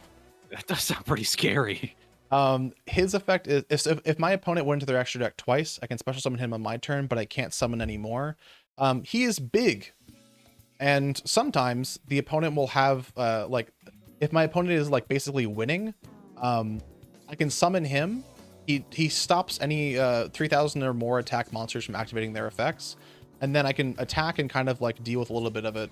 I can show CT Zeus as well. Yeah, let's look at Zeus. Zeus is in this game? Oh, Zeus is in the, you know Zeus. You know. Yeah, I know Zeus. You don't know this Zeus. I know Zeus from work. Well, you have of course you have DDD Sky King Zeus Ragnarok, one of the DDD monsters from before. I see. You also have these two. These are the same card. It's an alt art. Divine Arsenal AA Zeus Sky Thunder, which is this card and Typhon are basically like counterparts to each other. They are made to like kind of fight against each other. And actually I want to see, yeah, let's look at oh, this is not what I'm looking for. I'm looking for Yu-Gi-Oh! I'm sorry, YouTube. Here we go. Yeah, this is just this is literally an ad for the game, but it's like one of the like anime things that they made kind of to like promote both the animation chronicle, which is what they're doing for like more cards for the game, as well as the cards themselves. And is there no sound? There we go. Ooh, cool. Oh yeah, that's what Zeus looks like. Makes sense. And then here comes, they released Typhon during this. This is like their shit. This is just what they do.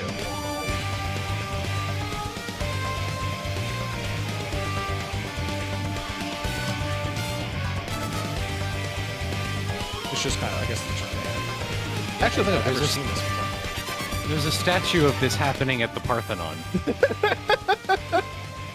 Didn't you see lightning bolts? I just saw lightning bolts. I'm pretty sure it's right. I think it's accurate. Yeah. Well, in the mythology, like, Typhon is like a big sky dragon thing that Zeus defeats. Oh, really?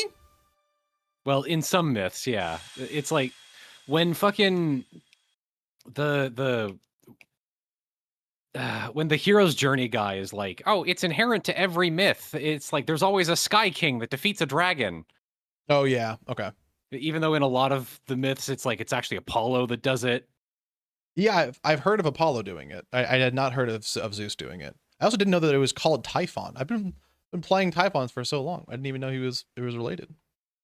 Yeah, yeah. Okay, well that is the basics of the Yummy combo. All right, we've learned how to Yummy. We've learned how to Yummy. We have just one more thing, which is our final thoughts, concepts, and where to play the game. And I will let CT rest before they fall. So final thoughts here. There are only two things that matter in a game of Yu-Gi-Oh: the actions that you take and the actions that your opponent takes. This is true of life as well.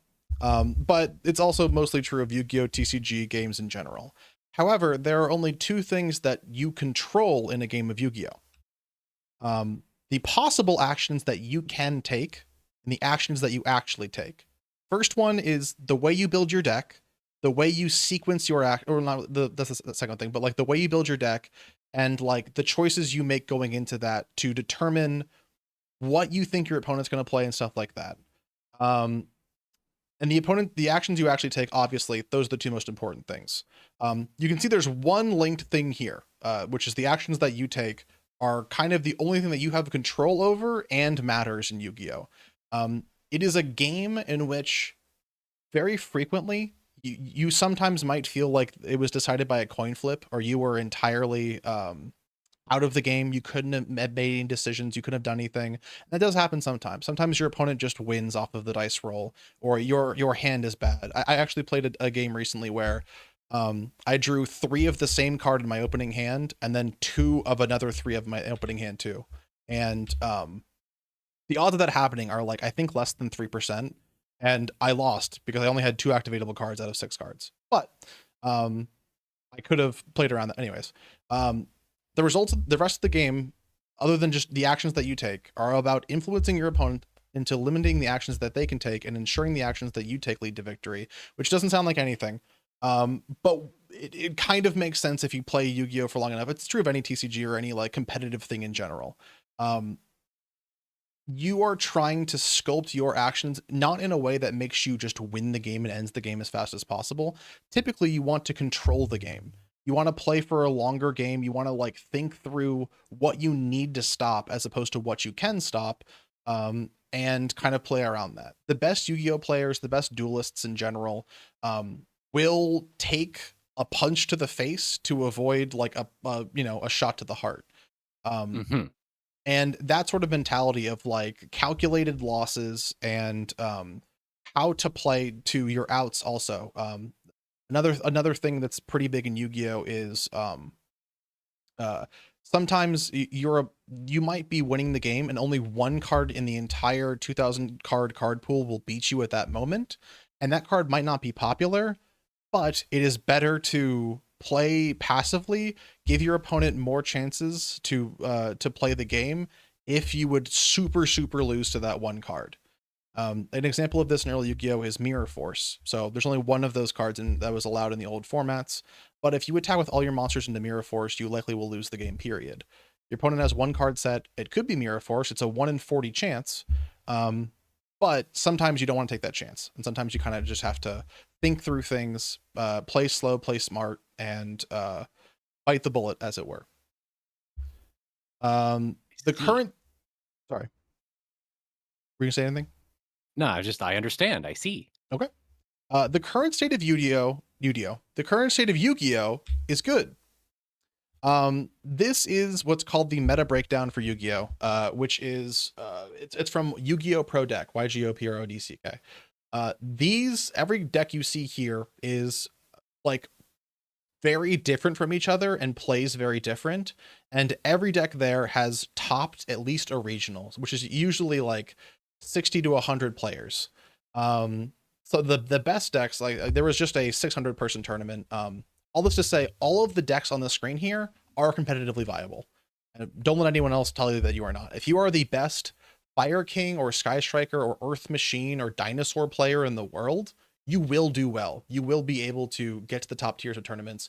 You will be able to do whatever you want. Don't let people tell you that because your deck is out with the time or whatever, as long as it is competitively viable, you can go far with it and you can win with it. And most importantly, you can have fun with whatever the fuck you want. I have played terrible decks before that I just enjoyed playing, and I've lost, which is fine. So long as you don't have this mentality of like, the deck that I'm playing that is kind of admittedly not as strong is also like, I get angry when I lose with it. That's not really the case with me either. Yummy also is a deck you can see here. 25.31% of topping results are Yummy. Arguably the best deck, right? Because it is, taking up 1/4 of the representation here. It is not a instant win card. It is not a free win card. I was playing this deck. I've just reached on one of the simulators, Omega, the top rank, and I played for what felt like an hour and a half where I just won a game and lost a game for like almost 2 hours straight. And it was, I didn't have anything to say because it was very fair when my opponent won, and it was pretty fair when I won as well. But nothing here is an instant win card. The format is very healthy, but because half of the decks in representation are 2 decks, you can learn the best decks and how to play against them moderately easily. Which means it's a very good time to get into Yu-Gi-Oh! Paper play as well. As a reminder, there's online play and then paper play. Paper play you actually have to pay for. Paper play or online play you don't really have to pay for. I'll get to that in a second. It is certainly not as expensive as it has been in the past. Yu-Gi-Oh! Is probably the second most expensive card game to play. A top Yummy deck probably is like $600 or $700. That being said, a lot of that money is concentrated in about 6 to 9 cards. Yu-Gi-Oh! Has an aggressive reprint policy, and in about a month or so, when the next tins come out, that that $700 price tag probably will be like $400 for what is arguably the best deck. And a lot of the things can be reused in other decks in the future as well. So if you are interested, if you are ever want to get into it, I have a channel in the Discord. People are free to join and ask questions about it. Always down to talk Yu-Gi-Oh! Always down to talk Yummy and things like that. It's very, very fun. And Yu-Gi-Oh! In general, like CT had mentioned before, like, oh, it's cool that like this random deck, this random whatever can do so well so many years in the future. The Yu-Gi-Oh! World Championship is actually next weekend.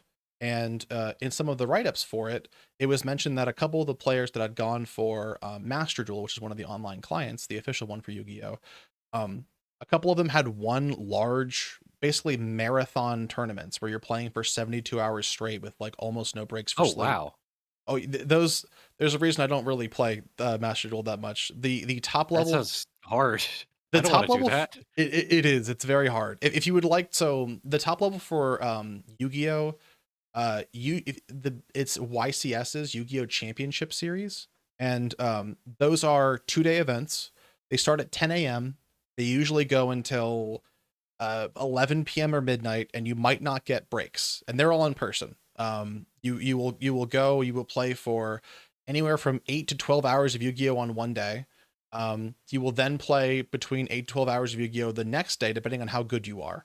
And if you actually make it to the thing. So you're basically playing like 24 hours of Yu-Gi-Oh! In 36 hours.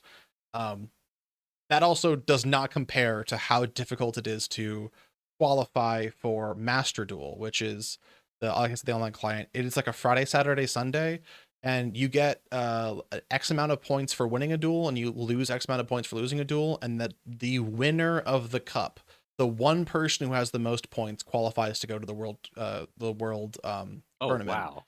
And people will stream it. It is like 72 hours of like, not only is it 72 hours of you like playing, it is 72 hours of you playing at your very best, a very, very complicated and difficult game, and doing so in order to win. But it's interesting. Yu-Gi-Oh! Ends up being a stamina and endurance game, much more than I think people kind of realize. A lot of the best decks are not in a vacuum, in a best of one, the best decks. They are the best decks in a best of like 17 matches of 3-round matches. Like, these are the most consistent decks that will always get you where you need to go within 50 games. And that's another reason why at the smaller tournaments, decks that might not be as powerful might win. I have lost games to Fire King on Yummy, and then I've played other games against things like Archmage and Centurion and won very easily. There's a lot of variance. There's a lot of things that can kind of happen, and I think seeing that, learning more about Yu-Gi-Oh, and kind of like getting a grasp on the entirety of the system is very, very fun, very rewarding as well. But you do have to have the mentality for it. You have to be. I would not recommend anyone who doesn't want to play Yu-Gi-Oh to play Yu-Gi-Oh. It is Hmm. it is very easy to like look at Yu-Gi-Oh and say, "Hey, I don't want to read like, 85 fucking paragraphs to learn how to play this game." That makes sense. You should not play the game then. And that's totally fine. Okay. How to play. So this is the second to last thing here. So the number one way that officially you're supposed to play online, this is just how to play online. To play in person, you can look up OTS locations, their official tournament stores. They will host local nights, which is like I think $5 for entry, and you get 2 packs of Yu-Gi-Oh cards with it, and you will play a couple hours of Yu-Gi-Oh against people, and you'll have a great time, and you'll meet new people. Every time I've gone to locals, it's been a good experience, and but you will need the cards in paper. If you want to play online, Master Duel is the official way to do it. It is gacha light, I would say. I have never paid for Master Duel, and I have basically had been able to get like the best decks of all time, and it is pretty easy to like pick up. It also is an auto sim, so you don't really have to worry too much about like, am I playing the deck right? Am I doing this right or whatever? You are unable to take illegal actions. You are only able to take illegal actions. You will also play against people at the lower levels that have never seen Yu-Gi-Oh before, that are like have a mishmash of decks of cards they think look cute and are like doing their best to play through it.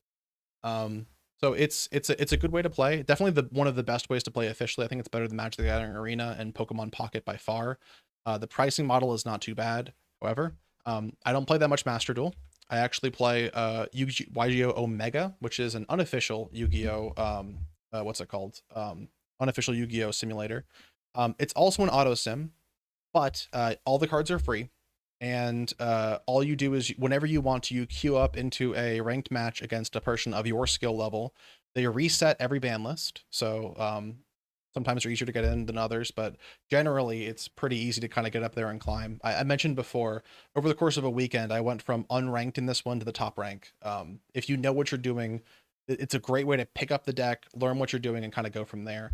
Another nice thing about Omega is that each player only has 3 minutes per turn to take their turn.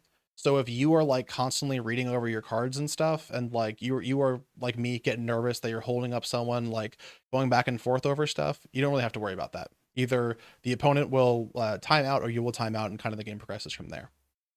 Another one, it's EDO Pro. I don't have too much experience here, but this is kind of like a precursor to Omega. Similar rules. It's also free. You can also find it online as well. And the fourth one rather, is what basically all the pros use. Everyone who plays in paper plays on Yu-Gi-Oh! Dueling Book. It is the best way to kind of go ahead and play online, but there are no rules. There are actually judges that like people that volunteer to be a judge for Yu-Gi-Oh! Dueling Book, that you will call a judge and someone will hop into your game and say, what's the game state? And then provide a ruling for that game state. And they can get it wrong, just like a judge can get it wrong in real life too. So it's very, Interesting. yeah, it's a very interesting way to play. Um, it's what I would recommend if people want to go play paper. I would say probably play in Yu-Gi-Oh! Dueling Book first. Mm-hmm. Right. And thank you. That is it. So this is CT Crypto Theism. CT, you have a Tumblr that's Crypto Theism. You Yeah, I also do. have a podcast that is Yeah, Desperate Acts of Capitalism. yeah. I have to record it like right after we stop here, honestly. Yes.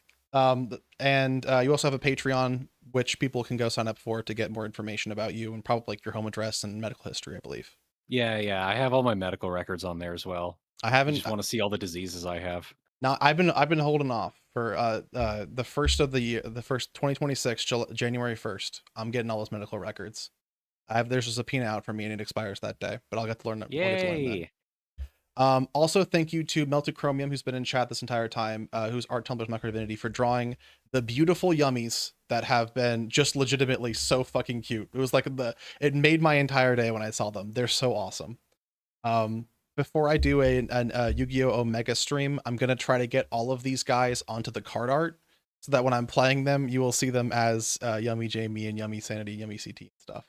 Yay! That will be so cute. Yes, I'm very excited about it. And as for those streams in the future, so right now I only stream Tuesdays. I'm planning on streaming Tuesday, Thursday, I believe. So again, you can join the Discord and kind of keep up to date on all that stuff. But Thursdays, I'm hoping to be, if not Thursdays, it might be Mondays. But I'm hoping to do entirely Yu-Gi-Oh, at least like one day a week. Get as good as possible. Someone mentioned YCS Anaheim. I'm planning on going to YCS Anaheim. That is going to be October, the first week of October, I believe. I'm also going to Yay. YCS Pittsburgh, which is the next month from that, and then YCS Richmond, which is going to be in what's it called, in February. And God forbid I will be playing Yummy, no matter how good or how bad the deck gets between now and then. And hopefully I will do well. And if I don't, that's totally fine too. I'll be out there playing and having a great time with friends. Yay! Yay! So yeah, again, we are done here, folks. Oh, I didn't show this. Sorry. What? This is Okay. the lead funnel. The reason why this is the lead funnel. So the reason why I chose this PowerPoint was because I was looking at PowerPoints and I was like, the fuck is lead funnel? So this is lead funnel. The name of the PowerPoint is called the lead funnel. And also here is where your presentation begins. Just so if you were curious. Oh. Here's where your presentation begins. Well, excellent. Thank you for inviting me, Sanity. This was fun. I enjoyed learning about Yummies and how this game is actually played. Thank you, CT. And if nothing else matters ever in the future, now you know that there are demonic middle managers that are used in order to make Zero King Ragnarok pay Deus Machina. And you can special summon him by using a pendulum monster and 4 dark dragon monsters from your hand or field backwards. And it's awesome when this happens. It is good when this happens. Thank you all, folks. I will see you all on what do I stream? Tuesdays. Wagadagabo Gubaba. I'm saluting. Bye.